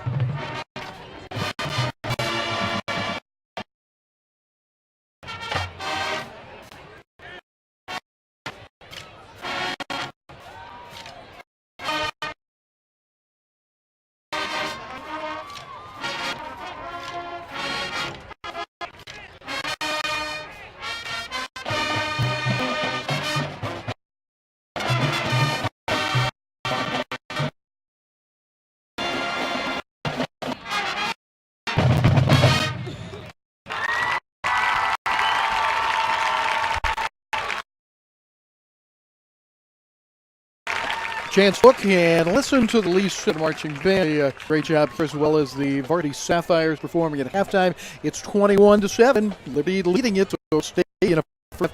That was by Liberty in the first quarter, but then in this quarter to score 3 touchdowns and winning it by 2 touchdowns. The half. I'll tell you, though, Eric, if I'm Liberty, I'm thinking a lot about had a lead against Staley of 1 touchdown. I think Staley lost their back in the first half. They rallied behind Dawson Parks, and Parks tonight they will not go down easily. No, definitely won't. I mean, Liberty's got 2 more quarters. On your pre-game is 0-0. We just started over. Kickoffs about to begin. So I mean, Liberty just had the same mentality, same they had in the first half. Be aggressive with the run, offense. Keep Staley as well. Because, like you said, at any point in time, this Staley offense can strike back. But Liberty's done a great job of counteracting Whaley's punches. We'll call it that. Nice job. And defensively and special off the out had a start to begin, kind of reinvigorate the second quarter and did not get Liberty for a lead. Yeah, I know the playoffs next Missouri, and we will have a bye number of teams in their district. That's fine, but the feel and we talk about that all the time. That feelings pounded you and you'll pound it at me, and the stakes will decide the game, and that's kind of what happened. Liberty got back game on a bad snap. That's the play that, in my mind, is really turning this game around. They were able to tackle the punter, whipping it around a couple of days later to tie the game and sit right there and really dominating this game in several areas. Well, yeah, I mean, like I said, capitalize on it. Liberty has to capitalize on these mistakes. And like you said, the high snap on the punt was a huge one for Liberty because that gave them extra pep or step, and that just really helped them out there in the game. But Liberty has to have, if they want to have a home game for sure, they have to have some help tonight. We have to talk about that a little bit. As Blue Springs leads Park Hill at the moment, if you're a Liberty fan, that's thing we're keeping an eye on, because if Park Hill wins and Liberty were to lose this game, Liberty so they may potentially get home. We beat Truman in one category. So Liberty has to win tonight. Hill has to lose tonight to keep Lee Summit from jumping Liberty, getting that home field advantage for days against Park Hill. So on score, like I said, Blue Springs leads Park Hill 7.5. Lee Summit only up 16-12 against the struggling Truman squad this year. So that one to keep an eye on in a game that Jeremy Cadry talked about on 810varsity.com along with he talked a lot of people think the beginning of the year, if you were going to say one of the conference titles come down to a round in Kansas, crazy, but definitely had some amazing. Clyde Price and Campbell for Raytown, Clyde Price for North Kansas City, 20-20. Raytown leads that one. Standings, and Staley's 7-1, and North Kansas City at 8-0 going tonight's play. Yet it's Staley on top, virtual points, and so I know where you're missing out on the bye in that first round that Staley looks like they will have this week. Class 6 for the class Liberty is in, the district Liberty is in, rather. Lee Summit West leads it by a game over Lee Summit North. There's Liberty right there in the middle of it. Will they host a playoff game? Will they not host a playoff? You would think that it would be the worst possible if they could play, needing to make some ground up there, but right now they've taken care of business. And we're a couple of minutes away from the half. I just, in researching this game, came across a couple of very interesting things. The rivalry between Staley and Lee Summit West, including that playoff game that some say was the best ever played in Kansas City. The playoff game, let's see, back in 2011 when Staley won in 4 overtimes, 76-70 like a basketball game. And reading about that game today and the series against Lee Summit West in the playoffs, they played them for the first time in 5 years. It's been the only loss this year. Yeah. They're a great team, and I expect that they will have a great second half against Liberty team that, again, I'll say it, plays with such cohesiveness and such composure, and they'll have to have their composure. Staley's going to come right after them in the second half. Speaking of, not ready to begin, and we'll be back in just a moment.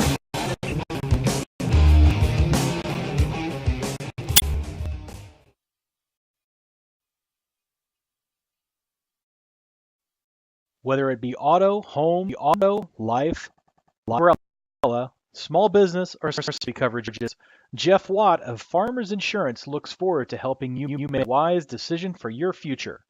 Jeff's been a long-time resident of Liberty and is happy to answer any questions you might have. Give Jeff a call at 816-7 or visit farmersagent.com/jwatt.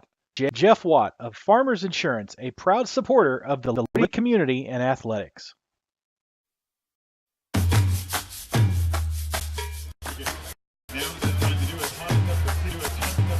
Rick Cole and Eric Johnson back at Liberty, and a 21-7 lead for the Blue Jays. Started the scoring, leading 7 on a Dawson Parks 1-yard touchdown run. The quarterback, 54 seconds left in the first quarter, following 2 Liberty interceptions in the first quarter. So at the quarter break, 7-0 Staley, but then traction on a punt gave Liberty the ball at the 6-yard line. Nathan Gray had consecutive carries, the last one from a yard out, scoring to make it 7-all on the extra point by Grant Ross. And then 4 minutes later, Gray scores again from 3 yards out. It was a sportsmanlike call that gave them a shot after a loss on a carry, put them back at the 10 line from the 5. They get unsportsmanlike, move the ball back to the 5-yard line, plus an ejection of a Staley player. The play on the sideline, so it was 2nd and goal from the 5, and Gray ends up scoring from 3 yards out. Liberty at that point, 4:53 left in the half, 14-7, and 20 yards, 1:18 to play in the half. Liberty 20, the Staley. Walkaway here with one of the parents that's working in the press box next door. He was telling me about the injury issues Blake Fordyce has had. He had a knee injury in school. He had an injury last year that kept him out. Of course, the injury this year that kept him out until, about midway through the year. And now he is back. He's a great athlete, they say. Plays basketball also, and boy, he's been fun. Well, yeah, he definitely has. I mean, he made a sensational, almost Superman catch in the end there to give him the 21-7 lead, and he's definitely a difference maker. Tell, but I mean, Liberty's got to stay focused to keep their mind on the prize. They got 2 quarters left against arguably one of the best teams in the state, if not the top. So, I mean, this is a big game for Liberty, and if they're to pull it off, this would be the biggest win they beat in 2014, and I was angry I that game by 1 year, but I see him finally beat the bad guy. This has got some nice people. Well, they do, but I mean, I know exactly what you're saying. I know what you're saying. Hey, how about this kid Dawson Parks? He starts for the first time tonight. He has shown some composure. He's rushed the ball. He has probably been their most effective rusher. Jay Moss for Liberty, but Park last week led to the win at Park Hill when they were down, and I got to think this junior quarterback has got a lot let him here in the second half, and he'll have the first chance of things as Staley will receive after Liberty got the first half. Well, it's definitely not easy. The job is starting back or split time. now it all lies on him. He's the man now. So we'll see how he handles the second half. And like you said, he hasn't played terrible. He's actually played pretty decent. But Liberty's defense has just been so good here in the first half. See if that continues. This has been starting quarterback. He's a senior but was injured in the first half against Park Hill. He had 4 touchdowns throwing the ball and rushing touchdowns, but has not played tonight. Back to receive the kick is Koa Grace from Ross on a windless. The temperature is right around.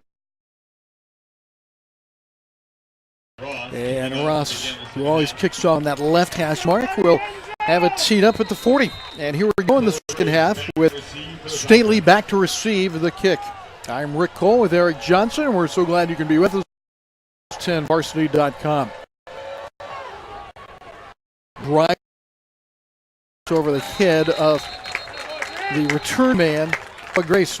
Use the word or the phrase a tough out in describing Liberty, I guess just because it's a baseball playoff season. But that's what Liberty is. They are a tough out for any team. They have 5-3 record. They have beaten good teams going back to Lee's. They survived 4 long touchdown runs by the quarterback of North and came out to win it. They've nearly pulled off the upset or the win out of the fire at North. They took it to the last play. It's North, so they have competed at a high level as well. They're going to have to bring their A game here in the second half. Here's Parks to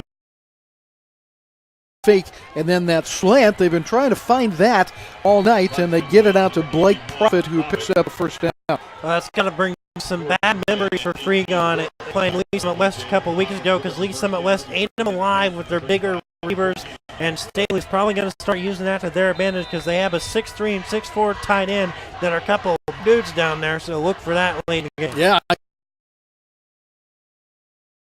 Here's Moss, and he finally breaks free, and he's got a man on his back. He would have been gone down at the 49-yard line. Boy, Moss a step away from breaking it, and is slow. And I'm not sure who was there. Maybe it was Carson Gramsus that had him on the back, and 2 plays and 2 first downs for Staley. Are they a good team? Well, I think you saw the first 2 plays. They are fired up here in the second half. The H-back is the Shannon Stewart on the left side, and that will go for a yard.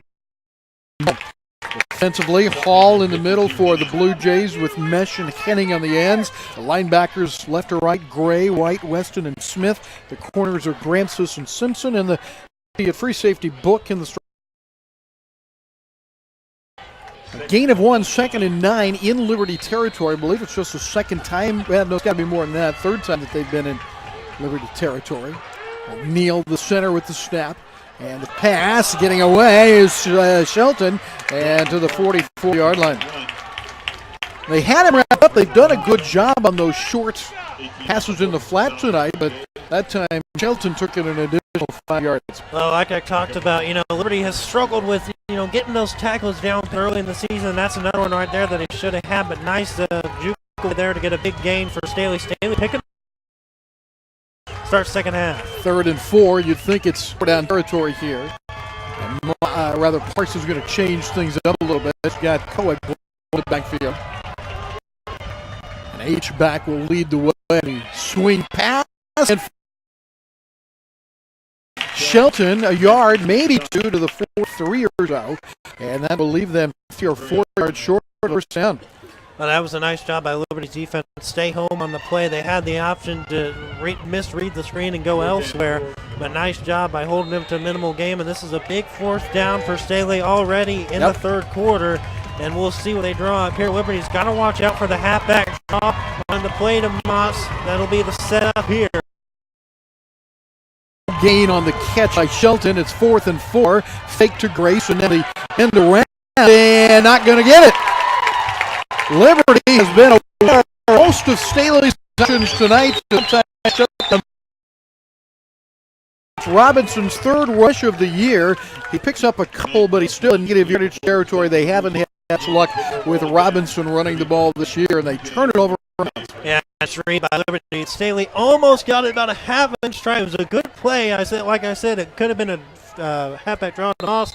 Liberty kind of bit on that, nice end around, but just Liberty, good recovery speed. I'll tell you why I like that play after this first down. It's Alex Roush handing to Lowry. Lowry through the defense to the 46-yard line.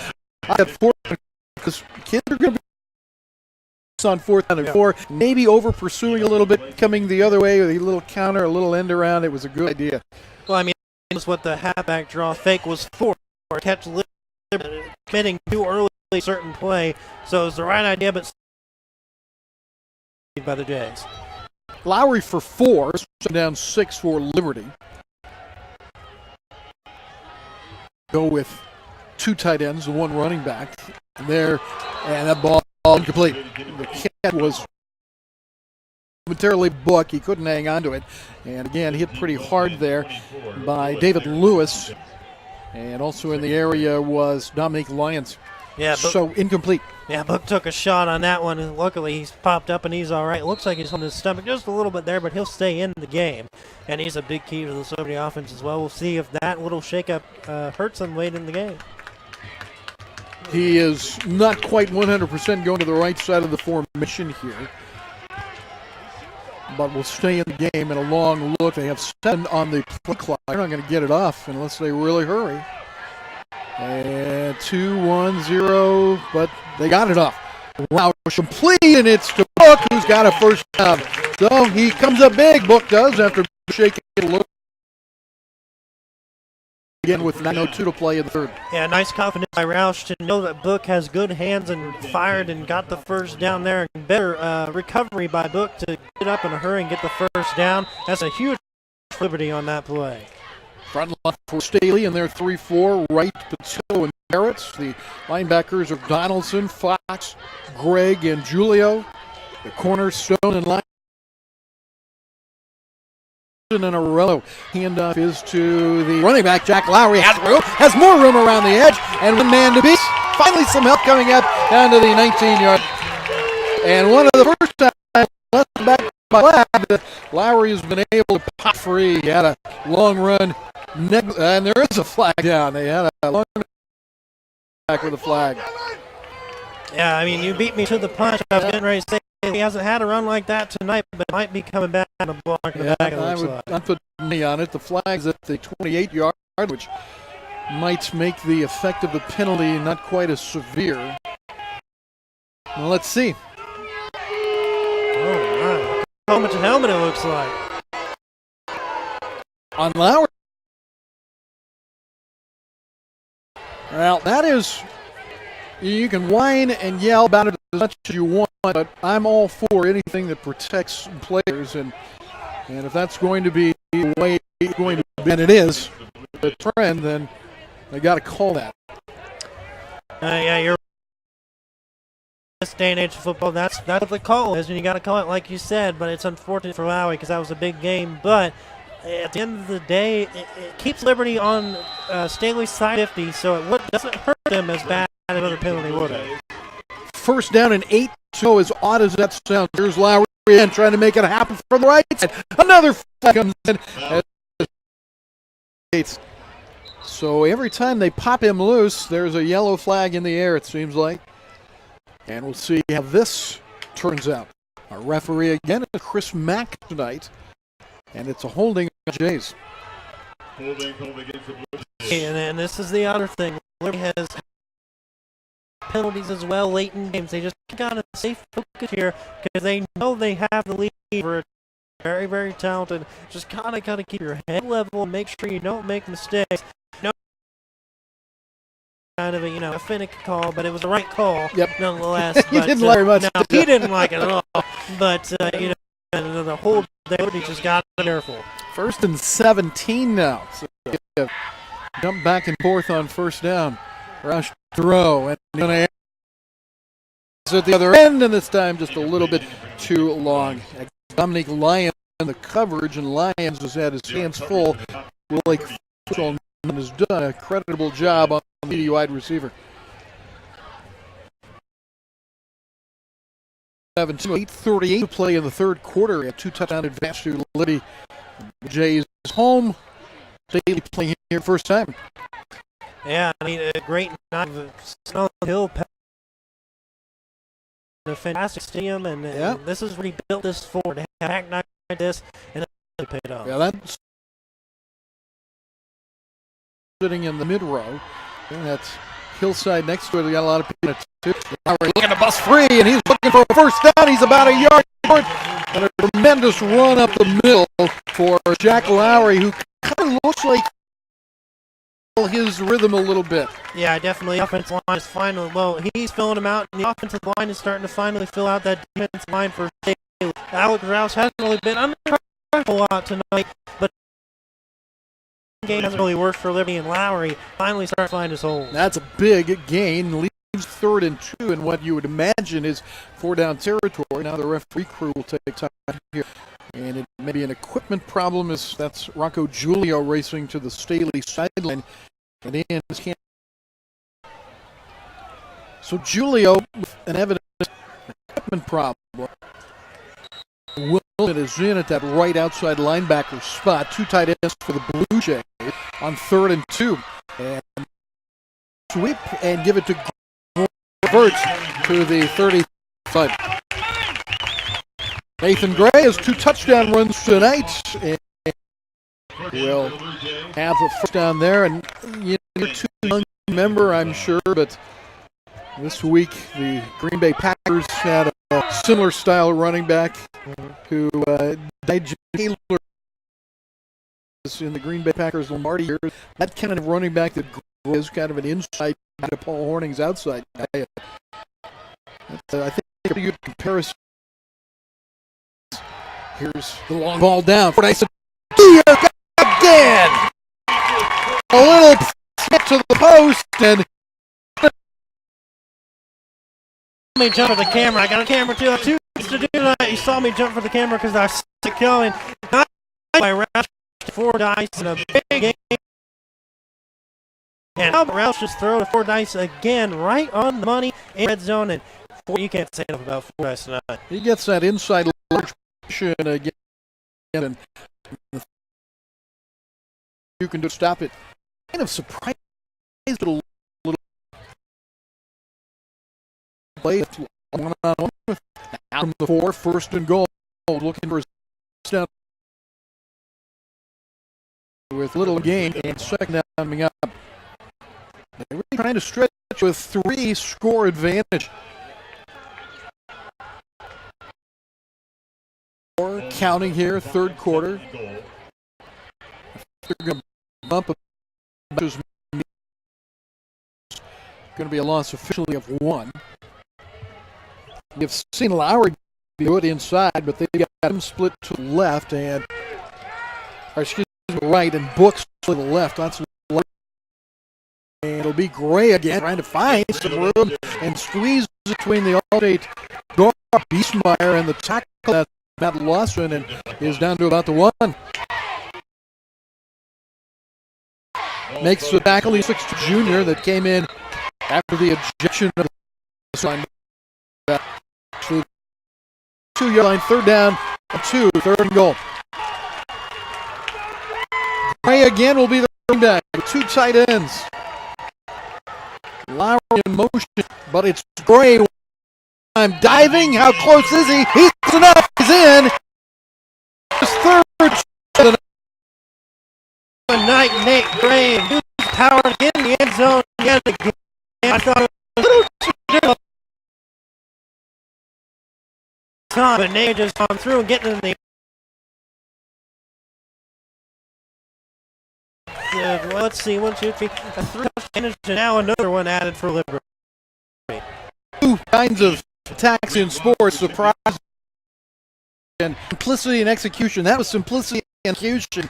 And Nate Gray pounds it in. Ross has the point, and it's the Blue Jays on top of Staley. And what a surprise this is, middle of the first 6:04 on 810RC.com.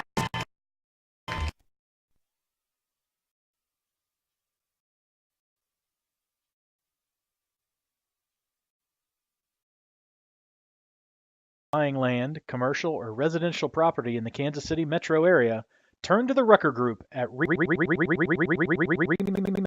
years of client service to work for you. Keep you informed every step of the process.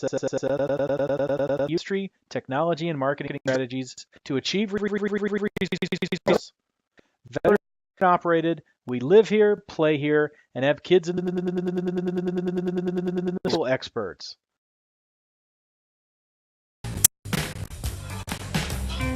And so Liberty goes up 28-7, and Gray has been a touchdown star. Pass it. All Gray's run for touchdowns. He's got 3 on the night, and his latest touchdown is his 5th of the year now. Ross to kick off for Liberty. He has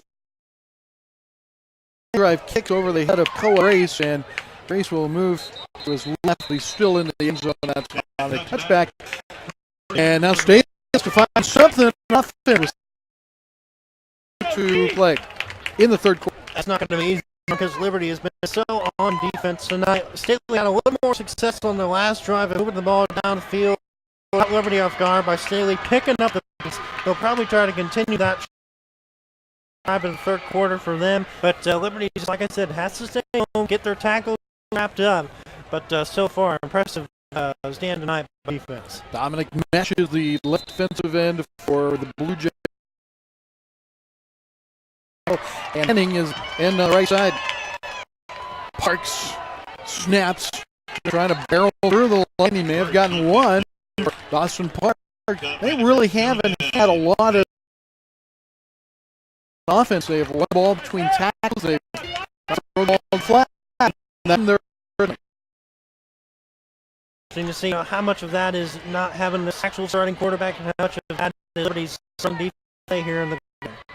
Short on the left side, and then the tackle. It's a must, and he's going to know when to run. Yeah, another great tackle. Not fooled Liberty's defense one bit. Really see him break free and hog wild, but so far he's been contained and then some by Nick Gray and his defense tonight. Gray came to this game 8 tackles this season. That's all second to Dominic Mesh. Parks looking field and he misses his target going for Cheetah. Now 4th down coming up again, and another for Staley. Yeah, it's a bit of a sure. I mean, Parker had the right idea, had it open between the defenders, but just could tell that on isn't going to get the throw right on the money. So nice job by Mesh to create the pressure, and nice job by the rest of the defensive line to rush the throw. Staley is going to win the Suburban Red League title. They're 5-0 in conference league, who they beat head-to-head at 4-1.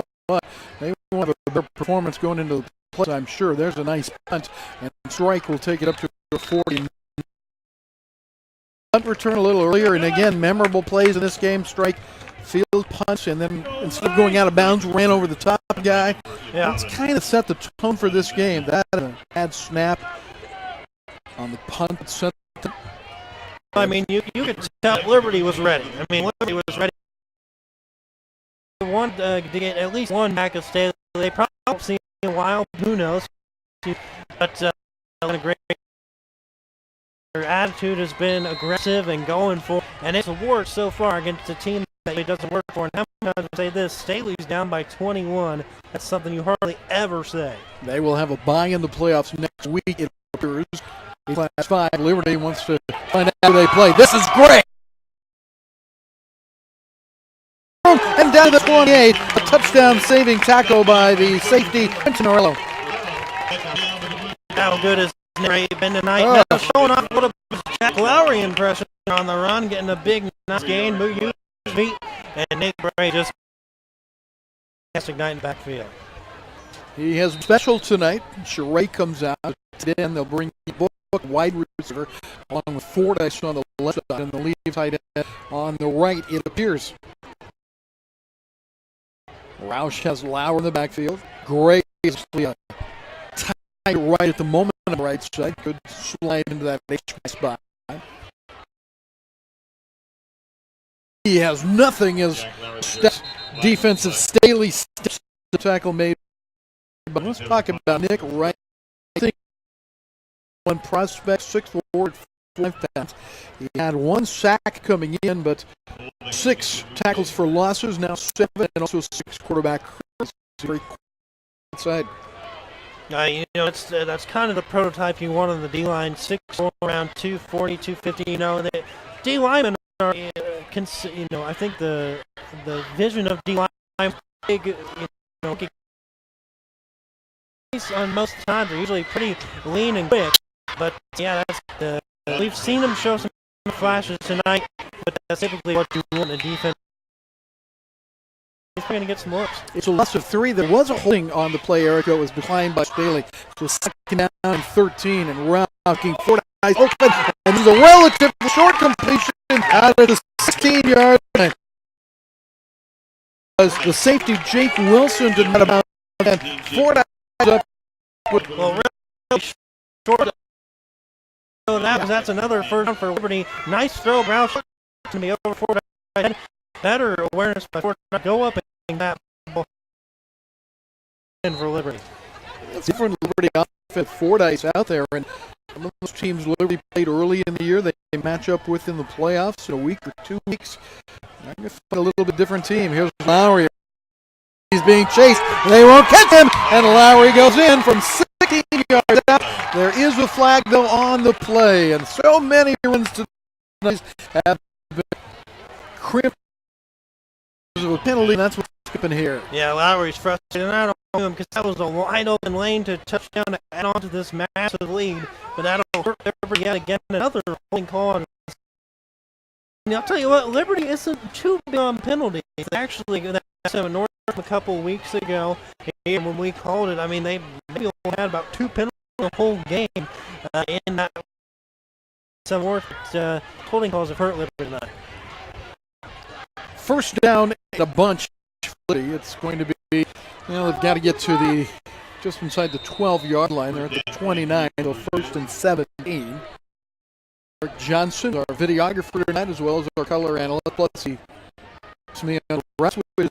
It's an easy job. And Liberty is a 3-touchdown lead. Look at Lowry. He's going to lose a couple of yards. And right now, Staley has not given up anything to the ground. That's official. They gave up the long run a moment ago, but that was called back. Marwan Kirkwood, a defensive end, was in on that back. Well, you're talking about how good Staley is defense. And they only allow 75 yards a game on round, and it's extremely impressive for any defense. Second tackle for last year for Kirkwood, who's just a junior. Talking about a guy who has the numbers and looks great, 6'4", 225. He's going to be a factor. Team. Second down and about 21 now. Roush looks short, dangerous, knocked away, and lucky it wasn't intercepted by Quentin Orello. Well, Roush is showing a little bit there. Not quite sure what he saw on that. Had that one out pretty well. I think he may have tried to go to the other man across on the other side, but just found his man a little too short on the play. Liberty gets fortunate on that one. 2:40 left in the third quarter. Staley started out in the quarter, 2 interceptions, one by Orello, the other one by Lyons. They took a 7-0 lead after 1 quarter. Then the second quarter on with a bad snap that set him up at the 6-yard line. Bray scored eventually from the 1-yard line. He scored late on a 3-yard run. And then Roush from 26-yard out near the end of the half. And in this quarter, Gray has his 3rd touchdown run of the night. 2:40 left. And we'll go ahead and step aside for just a moment as the Blue Jays lead it by a score of 28 on 8-10 varsity. Sports fans, Trent Green here, and when I want the latest scores and news, there's only one place I go, 810varsity.com. Live scores, features, brackets, and even watch games live on the phone or that's the league. Springs, Mules, Blue Valleys, Olathe, Rockhurst, Miege, Lansing. The list goes on and on into Missouri and Kansas. Broadcast too, plus top 25 awards and more. Check it out now. Kansas City's home for high school. Varsity.com.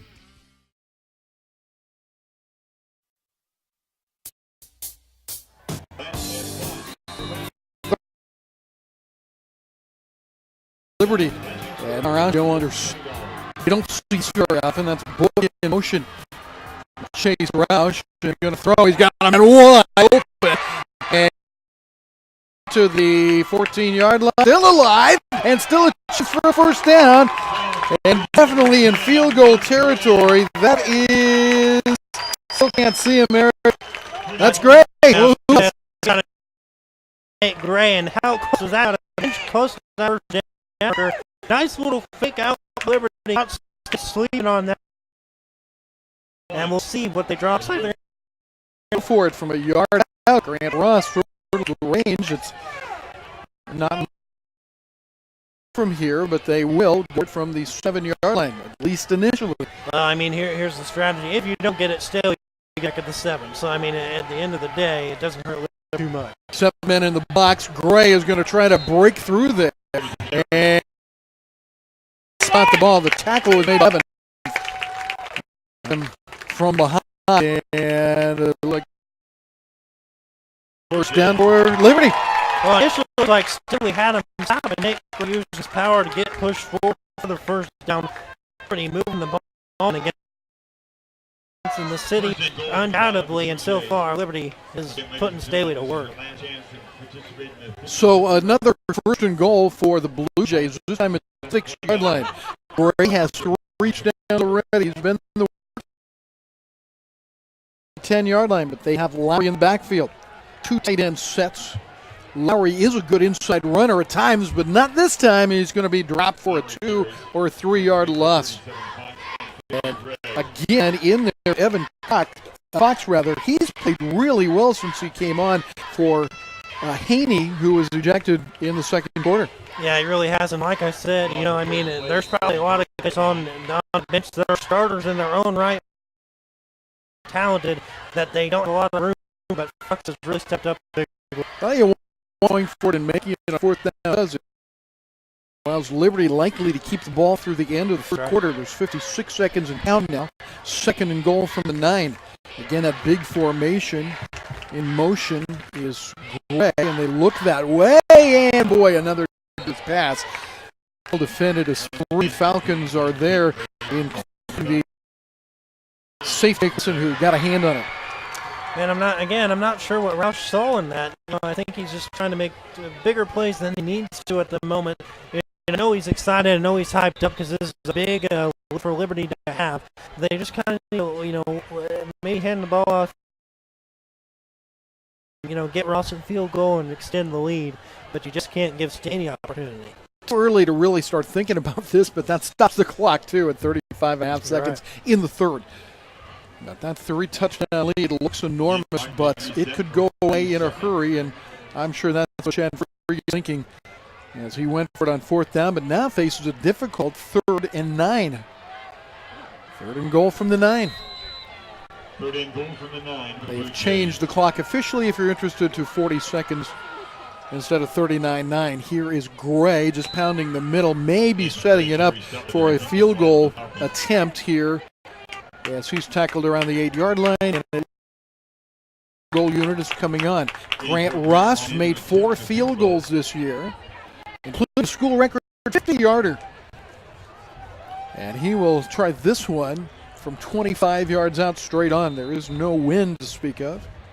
The clock stops with 11.5 seconds left. I think Freegon's just. And now they started it again. Yeah, they're going to let it run out, and they'll try the kick from the other end. Again, wind is not really a factor, so that's not the reason. They're just going to take a deep breath here, as well, and get ready for the 4th quarter. It has been Liberty since the first quarter. The Jays look to add 3 more when we come back on HNRC.com. Visit Briar Payne Mead Insurance in Kansas City today at bpminsurance.com or call 913-402-9576. That's 913-402-9576 and ask about auto owners insurance today.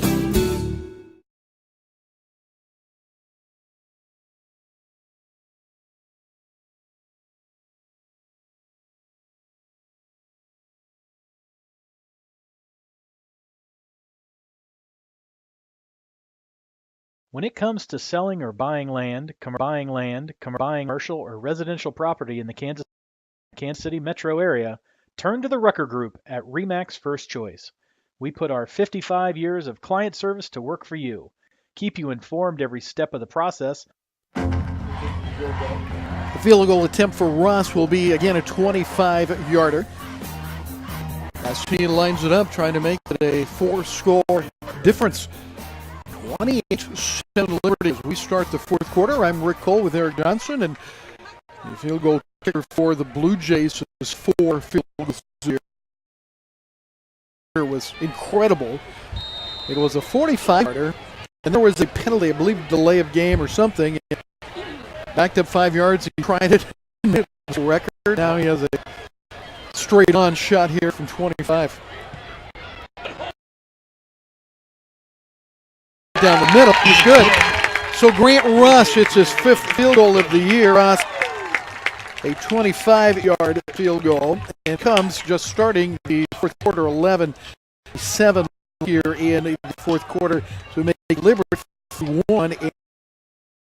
But there is a lot of time to play, but boy, you've got the feeling right now that Liberty has this thing under control. They're playing well defensively, and the offense for Staley just has not run the ball the way they have all year long.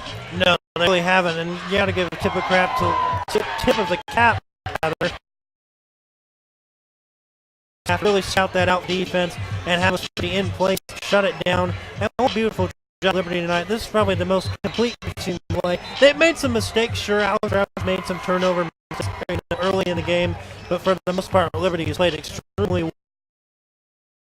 Look good heading in the playoffs. Eric, I've heard about Staley for, of course, years and years. Never seen them play, and certainly not this year. But I just wonder what kind of a difference looked Grace being in this game at quarterback, be even splitting time with Dawson Parks. You know, one is a little more run, a little bit more pass, but Phil said that really they're balanced quarterbacks. And I just wonder what kind of difference their offense would be like if played tonight. The younger Grace from the goal line will take it. He hasn't had many opportunities to run a kickback into the 20-yard line, maybe the 21 is where the offense starts for Staley. You know, you made a real good point, Eric, early in the game about Liberty getting off to a fast start. They didn't do that. They were down 7-0 and really didn't play great in the first quarter, but after that they certainly have. But against you don't want to have to come from behind. And so it built to be now 31-7, and they're right where they want to be. No, I mean, you don't want to come from behind Staley at all. I mean, they have probably the best defense in the city. They're outstandingly talented, but like you said, you know, Liberty had to get off fast start, and they did not. But if they didn't, had to keep themselves in the game, they'll focus on that. Moss will be the running back with Dawson Parks. That's Shannon Stewart in motion and Parks running to the 25.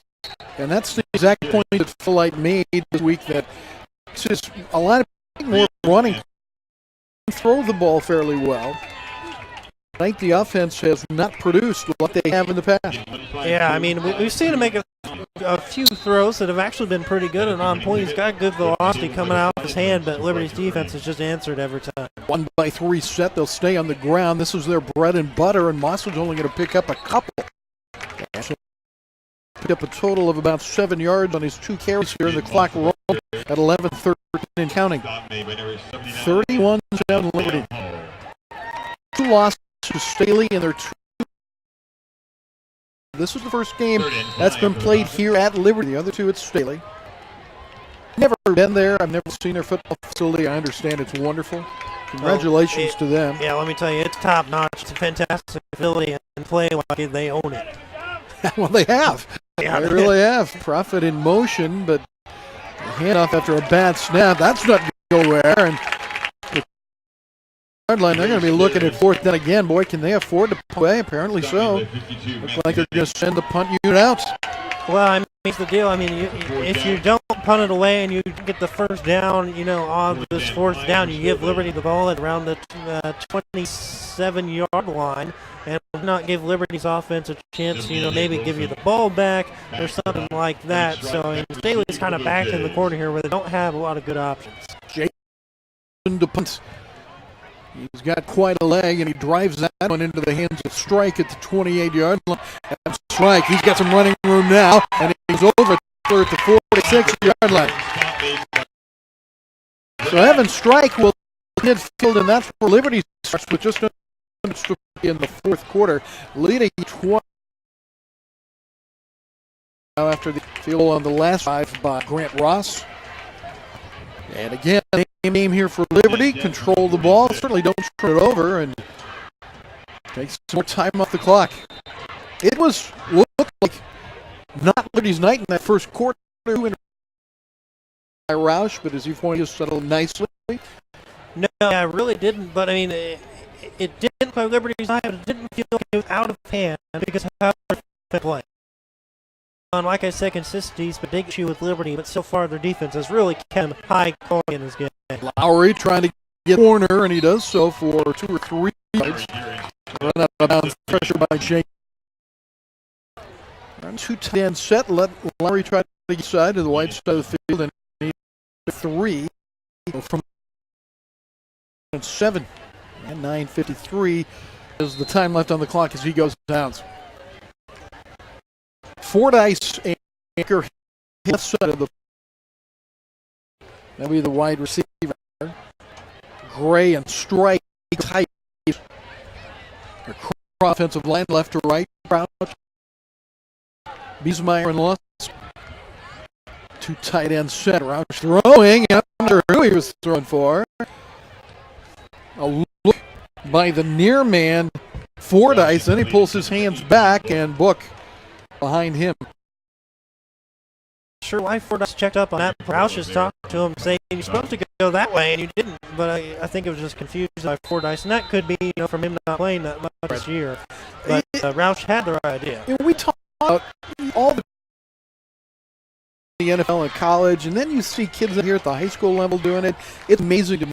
They can coach them up so well, and that these kids who are 15, 16, 17, 18 years old can run these offenses. It's just amazing. Coaching is so much a part of that, obviously. Big hit on Strike put on by the cornerback, Kent Stone. My point is we've got to be able to accept, to be smart enough to remember it in these situations, and I'm just amazed what I've seen this year.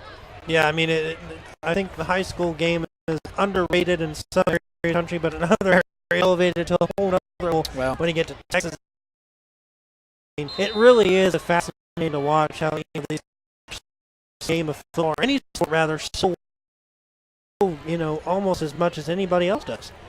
4-7, the Ross punt high will take great bounce inside the 20, and Ross is pinned. Now Staley back inside 20. Let's call it the 19-yard line here with 9 in the fourth quarter. Well, the offense for Staley challenged at this point. What do they have to do to pick things up a little bit? Man, that's a tough question because I mean they've done pretty much everything they could against Liberty. They've run the ball, they've thrown the ball, they've done play. It's just really Staley's defense rather perfect, and it's just been a tough night for Staley. And when you have a team, it's hard to get anything going. Phil Light, head coach of Staley, the 2017 Coach of the Year. After a state championship challenge right now, there's virtually no win for Moss, as he's been shut down pretty well tonight. And it'll be second down and 10. Clock runs. And that's another impressive thing to me. Shutting down Jaden Moss was going to be a big key for this game. So far, they've done it. Christian Carter's a fantastic athlete, and so is Jaden Moss. So far, he has really shut down Moss. That's been a big game. 3 wide to the right side. They put a little muzzle fake in up to the 26-yard line is Dawson Parks, and will leave them 4 yards short of the first down. So time runs quickly here, and enough but on the clock right now for Staley. 31 unanswered points from Liberty after Staley had a 7-0 lead at the first quarter break. Go again with that 1-by-3 set. And Parks below the sideline. 3-man front for Liberty. Still 10 seconds to snap the ball. And there's Moss again, short of the 30-yard line. And depends on the spot. If looks like they do have first down, and they will move the chains here with 20 left in the ball game. Liberty 5-3, Staley 7-1. Both members of the Suburban Red Conference, but Staley is a Class 5 team, and Liberty is Class 6. They go with that same formation. That's not a very good snap. Let's see what Parks can do with it, and not much there for him. He does make something out of it to the 32-yard line. Yeah, nice job by Parks there to make something out of nothing. That could be a disaster for Staley and Parks, but nice job out of the ball in, and at least get a yard or two on the play. Liberty was there, sack. Parks, he's actually played really decent. You got to give a tip of cap to him. I like his composure. He hasn't panicked. He hasn't done a lot of things just to try to score 4 touchdowns on one play. You know what I mean? Now he's going to keep the ball, find some running room as he cuts inside. Not much room to be had. It's going to be very little, if any, gain for the junior quarterback. Calling games back in the high school day wasn't that long ago, but calling. Watching Drew Walk as a sophomore get his first, start at varsity, and you could just tell how calm he was. It was very strange to watch a sophomore be so calm. I know he's only a junior, but they have that same quality about them. Very calm, not about what the score is, just well, they'll have to be calm here. And just off the finger, Dalton Nugent, a senior wide receiver. Well, 4th down and 8, and here comes the punt again as Liberty is held, as they've done most. I never thought I'd hear you say more times here Staley's punt team in the game. It's just incredible to Liberty is just foiled Staley tonight. No one expected at least this to come. I think Liberty to win this game just because of how talented Liberty was, but they didn't expect Liberty to come out and play like this. And this is a fantastic game, and it's all on a good night for the Jays. Wilson hangs for strike from the 23 and slips one tackle but can't play from the special teams there at the line. So back to offense goes Liberty. They have 6:40 play and they are very comfortable here with 31 to lead, looking for their 6th win of the year. 1 minute on. Staley on to conference play. Wisconsin Summit wins. I'm not entirely familiar with the tickers. Lee Summit, so that should be the tiebreaker if Lee Summit wins tonight. So with that out of the way, Staley will be able to lick their wounds a little bit with an off week. And, when you've got guys banged up this time of year, everybody does. They've had more than their share through the year, but to this point, not many bumps in the road. Only lost to Lee Summit West in a close game. This has not been a close game since the first quarter. 3 yards straight up the middle behind Hayden West, 5'10" junior. Take a look at the right side of the line, and really the line complete. Junior dominated for Liberty. Crouch, left tackle, is a junior. Tyler is a junior at guard. West, the center, a junior. The All-Stater Beastmeyer is a junior. And Matt Lawson. Isn't that going to be nice to come back? Yeah, it really is. Liberty will have to find more different quarterback, running back option. But for the most part, this Liberty offense has a lot of returners coming back. And this is Lowry to the 30-yard line, 2, maybe 3 yards, and leads Liberty with 3rd down and 3. Just think again, with the addition of 4 ice, this is going to be a different team that some of those teams they may see second time will face. Well, yeah, like you said, look forward to have a whole other wild card into the Liberty offense. But it's kind of like a Tyreek Hill as wild card. Cover this guy over here, but I can't cover this guy here. What about this guy here? I can't cover this guy here. How's it going for him? Jacob Brown and Book wide to the left side, but Liberty will keep it on the ground and happy to do so at the 29-yard line. A loss of 2 for Lowry. And 4th down coming up. Blue Jays will be very comfortable letting the clock run. It's at 5:20 and running. 4th down and about 4 yards coming up. is Ross. How about Grant Ross? He takes over the punting duties a couple of weeks ago. He's raised their punt average a little bit and been fairly consistent, but we saw him knock a ball out inside the 20-yard line. And so Ross, who handles the kicking duties as well, has become the specialist for the Blue Jays. He's a senior.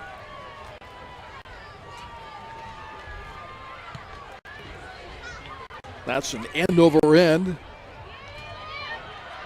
And Grace to the 42-yard line. The special teams have been good really on both sides tonight, with the exception of the one bad snap that set Liberty up for their first touchdown of the night. 31-7. It's been 31 unanswered points since Staley took a 7-0 lead with 54 seconds left in the first quarter, and that bad snap set up Liberty at the 6-yard line. Nathan Gray scored a couple of plays later, and really since that point, Liberty has taken control of this game, and there is 4:30 left as Staley comes out on offense again. Yeah, Liberty really has, they've had confidence in this game, and they kept it rolling throughout the game, and that was the big key in this one. Can they keep Staley at bay? And they really have tonight. There is that slant. Blake Prophet has caught 3 balls like that, and a couple that he should have possibly caught. Enough for a first. Sheree makes the tackle. The senior has been thrown out 12 times coming in, and a few more times tonight, leading the team there. And that's 2 passes broken up, 37 tackles. Handoff is to Koa Grace now back. Not much room there. In fact, around midfield. Let's see where his forward progress is marked. Well, this has been the most aggressive I've seen Liberty's defensive line so far this year, and aggressive and paying off aggressive. We'll put it that way. They've shut down the run by Staley, and they've struggled with stopping the run this year, but they've done a great job with it tonight. And Liberty really has done a great job defensively. About a half-yard loss, Eric, on that carry by Grace, who now goes in motion. This is a straight run for Parks, and he's to the 41-yard line. It's going to leave them 4 yards short of the first down. Austin Parks has been a workhorse tonight to quarterback, rushing the ball, he and Moss. But they just have not sustained much of anything offensively in that rushing game against Liberty. Third down, 4 yards to go. They'll go with a 2 wide receiver set outside, 1 to the right. Now the H-back remains in the backfield. Parks wants to go and has his man. That's a catch made by Robinson, and he's out of bounds with another first down. Big play there, and a nice job by Parks to Mark Robinson. Yeah, nice look by Parks to hit Robinson in the flat for the first down and just planting his feet and getting the yardage. But, Liberty's really limited those kind of passes so far tonight. But nice look by Parks again. The ball moving, keeping the drive alive, and at the end of the night, you got to give Parks a lot of credit for his effort. 3:10 remaining. It's Liberty 31-7 over Staley. A surprise, looking long, one-on-one coverage, and he overthrows down the sideline Mark Robinson. So Robinson streaking down the sideline, had a little step by the time the ball was in the air, but the pass too long, and 2nd and 10 coming up. 3 minutes, 1 second remaining. Last week of the regular season. And Liberty has done everything they can do to improve their playoff spot. Hoping for a game at home next week, but of the 8 teams, they were number 5 in the district coming into tonight. There's a flag down on that run. And Parks might have gotten back to the line of scrimmage, but he might not have either. It looks like he may have lost a yard. Now the flag, it came from the defensive side of the ball. Yeah, it was just a bad snap by Staley and good recovery by Parks. But like you said, the eye on the game so far, it looks like the way the seeds are going to be locked for Liberty heading into next Friday. We'll take a look here. Blue Springs was up by 10 against Park Hill last time we checked in on them. It's actually now 30-16. Blue Springs over Park Hill. So that may be a lock for Liberty as a home game next Friday, heading into the playoffs. So that's a big break for Liberty. Lee Seminole over Truman 43-18. And we'll take a look at the number 1 seed in that bracket, League Summit North. They lead South 19-2 in the fourth quarter. So low scoring game for Lee's Summit North, but Blue Springs South is on a down year. There's no doubt about that one, and they're struggling to get any points against Lee's Summit North.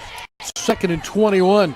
The little in route there, the little slant route to the tight end again. Profit, that's worked well tonight for them. That's 4 catches for Profit, who picks up a first down. He gets about 23 on the catch.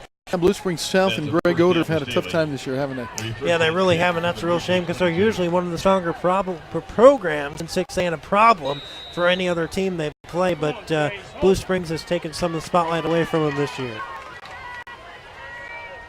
And again, it's the running back, Coet Grace, who is a junior, 5'8", 163 pounds. He has 7 rushing touchdowns this year, also a receiving touchdown. And he picks up 5 on that carry. The clock at 2:10 in a game that is going to be one of the highlights, I'm sure, of Liberty's season, defeating Staley. And it's all but academic at this point with 2 minutes remaining.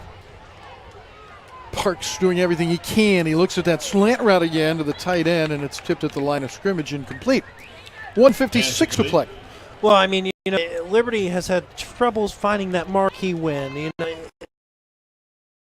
In 2014, they beat Rockers for the first time in 19 years. But that's kind of been it for their marquee wins. But this will go down as a huge win for Freegon in this program and get in the direction they want to go for the future. So nicely done by Freegon tonight. And he'll take this one, and he'll tell you he'll forget about it tomorrow. But he won't. He'll keep it in his memory bank for a while. He's quite a guy, isn't he? In motion is, again, the 8-back Stewart. And this is Grace, and Grace shows a little wiggle as he gets down to the 3-yard line. Nice run by the junior Koa Grace, K-O-A Grace. Yeah, Liberty's defense is probably getting a little tired here. He's just not giving up and pushing the ball downfield. It's been a long drive, so Liberty's defensive backs and line are probably a little winded at this point. Yeah, I think this has been the most impressive Staley drive. Unfortunately, it started with about 4 minutes left in the fourth quarter. And there's Grace again, and again shows some ability getting down to the 1-yard line. And Joe Charest stops him just short of the goal line. So 2nd and goal with 90 seconds left of the game. You know what would be worried about in Class 5? Facing Staley. Here's the snap that goes awry, but Parks is on it. But can you imagine the team that has to play them in what'll be the second round of the playoffs? Well, I mean, I think that's probably the worst kept secret, in Kansas City. I mean, this team is just so good, and especially in Class 5. I think some people wanted to see them moved up to Class 6 this year. Didn't happen, but they are just. It's going to be tough to stop them heading down, to Springfield this year again, and we'll see if they get there for the 3rd time. But I would pick Staley to be a favorite. I don't care if you're Class 5 or Class 6. If you're a good football team, you're a good football team. If you're a good player, you're a good player. It doesn't matter if you play in 5 or 6. You're going to get noticed. And I know some kids around the area don't think about that, but, boy, you can play at a tiny school and get noticed. That's right. And, play 5, play 6, whatever. It's still football. If you're good enough, you'll get noticed. The timeout taken here. 31-7 Liberty is we're playing out the last 45 and a half seconds after the timeout. The playoffs will start next week. There will be a lot of that on WHB tonight. Playoff talk on the Missouri side. Kansas is a week behind us, right? So that's right. Their playoffs coming up as well as the postseason will have arrived come tomorrow morning for most of these teams. And here it's going to be Liberty over Staley. And the series will be now 2-1 in favor of Staley with games. That's an interesting point. And for anyone interested in the Kansas side for the playoffs, there was a big game tonight between Lewisburg and Paola. Lewisburg leads that one 25-7. Battle of unbeaten there. Look at the 10-yard line. They're going to empty the back. And a good rush. Good job blocking. And now taking off is out at the 3-yard line, Dawson Parks. Who made a great block on that play was Jason Simcoe. We haven't talked about him. He's an All-Stater coming back this year, too, and he really did a nice job protecting from his right tackle position. Simcoe at 6'4", 278 pounds. Timeout, 25, nearly 26 seconds left, as we'll take a timeout also here on 810varsity.com.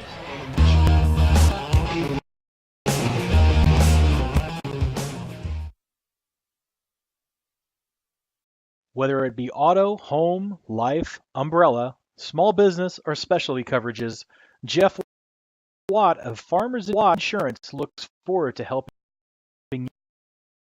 make a wise decision for your future. Jeff's been a long-time resident, of Liberty, and is happy to answer any questions you might have. Give Jeff a call at 816-792-1415 or visit farmersagent.com/jwatt. Jeff Watt of Farmers. 25.9 seconds left. It's fourth down for Staley. And here's Parks trying to get Staley a little bit of confidence. He throws that ball and it's knocked down. And that will really do it for this game. Although the score is lopsided. They were looking in the end zone for the tight end, Blake Profit, but it wasn't to be. And the Liberty Blue Jays will take over on downs. You heard the little bumper we came back with? That's Tusk by Fleetwood Mac. I got to go to the Fleetwood Mac concert last night. And my daughter Bobby is a big Fleetwood Mac fan. Point Stevie Nicks said, I really don't have a lot of fans here in Kansas City, or a lot of friends here in Kansas City is what she said. So my daughter wanted to volunteer. She was ready to run up there and make friends with Stevie. She would have done it too. She's a go-getter. Victory formation for the Blue Jays, and the clock will run down. And it will be the Blue Jays pulling a stunner here at home against Staley. And Eric and I have to wait all about it. 31-7 is the final as the Blue Jays up at the number 1 rated team in Class 5. Car accident, storm damage, or a fire. When the unthinkable happens, it doesn't matter if you saved money in 15 minutes. In this moment, it doesn't matter if your neighbor has the same insurance you do. In this moment, what matters is that your independent insurance agent and the company that stands behind them have you covered. Auto Owners Insurance, the no-problem people. Visit Briar Payne Mead Insurance in Kansas City today at bpminsurance.com or call 913-402-9576. That's 913-402-9576 and ask about Auto Owners Insurance today.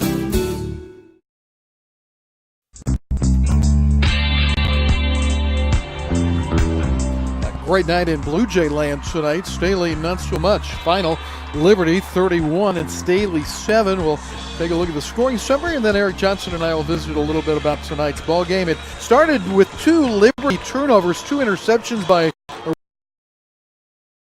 7 points on the board for Staley. Dawson Parks led a drive that he capped off a 1-yard run to make it 7-0 Staley with 54 seconds left in the first quarter.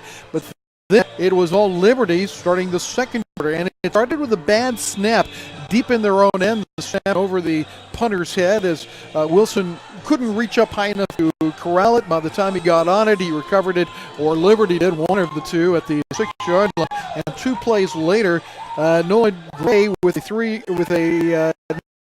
1-yard run to tie it at 7-all with 8:52 to play. It was the first of 3 touchdown runs for Gray tonight. His second came capping a drive 3 yards out, 14-7, 53 left in the and then to end the half, a 20-yard Blake Fordyce, and Liberty led 21 at the half. Stop at that point. Gray ends run, this time from 2 yards out midway in the third quarter to make it 28-7, and in the fourth quarter the only scoring was a Grant Ross 25-yard field goal for Liberty. 11:57 to play. The final, Liberty 31 and Staley 7. As we mentioned, Liberty had those 2 interceptions by Roush in the first quarter. Those were the only turnovers of the game for Liberty. They had a bad snap that gave Liberty the lead, and they had an interception in the second quarter. They had no other turnovers, so the turnover battle 2-2. The final score on the board is Liberty impressively 31-7, Eric. Yeah, I mean, this was just probably Liberty's had in a long time, and an impressive win for Liberty nonetheless.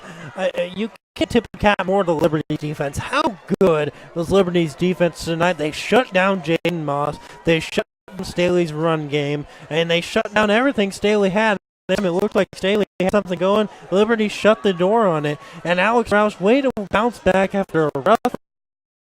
Didn't have any more turnovers, didn't throw the ball off anymore, and just settled down and had himself a decent game. And what more can you say about Blake Fordyce? My goodness, I mean, the kid's coming and up this Liberty offense to a whole new level. And heading into the playoffs next week, it looks like Liberty has cemented at least one home game heading into Friday night. And with Blake Fordyce in the offense, Liberty looks like a contender for the playoffs. Flip side for Staley. Loss for them, and it's going to hurt for a little bit, but they get the bye. They get a chance to sit and watch film and go, what did we do wrong? You know what I liked at the end of the game, though? Phil White said, you're not going to give up. You're going to get in that end zone one more time. We're going to go out kicking and screaming. So that was impressive by Phil White to keep these guys high-headed heading into I guess a week from Friday night. And I wouldn't want to play Staley at all. And I'm glad we don't have to anymore. But Staley's going to be a favorite in Class 5. But first, Liberty, one more time. What else can you say about this game tonight? I mean, it doesn't get any easier, but how about this, Rick? 3-1 against probably their toughest schedule they've had in a long, long time. Their only loss was to Lee Summit West, and the big thing is they almost won that game. So if they could have gone 4-0 on this schedule, I don't know how far they could go in the playoffs, but it's going to be a good run for Liberty heading into the playoffs this year, and I think if you're a Lady Blue Jays fan, you should be ecstatic. Injuries play such a big part of any season, and there were two injuries. Really, we'll talk about those. First, out for Staley tonight, starting back, although Parks plays on a part-time level with Grace. And then the other is an injury that's being returned from Blake Fordyce. He makes a huge difference in the Liberty offense in White River. Yeah, he really does. And I mean, typically at the park before we headed out, I mean, he really played well, and it wasn't, there's times where your player plays well, but your team doesn't play as well. The park really came effort tonight's game. I know it's a tough one for Staley, but full night for a beautiful night here at the Liberty Stadium and close out the regular season. And playoffs start next week for Liberty. They're now 6-3. Staley is 7-2. They'll have a bye week next week. Eric Johnson, thank you. It's been a pleasure again tonight. What a great night it has been. And we'll see you next time on 810varsity.com.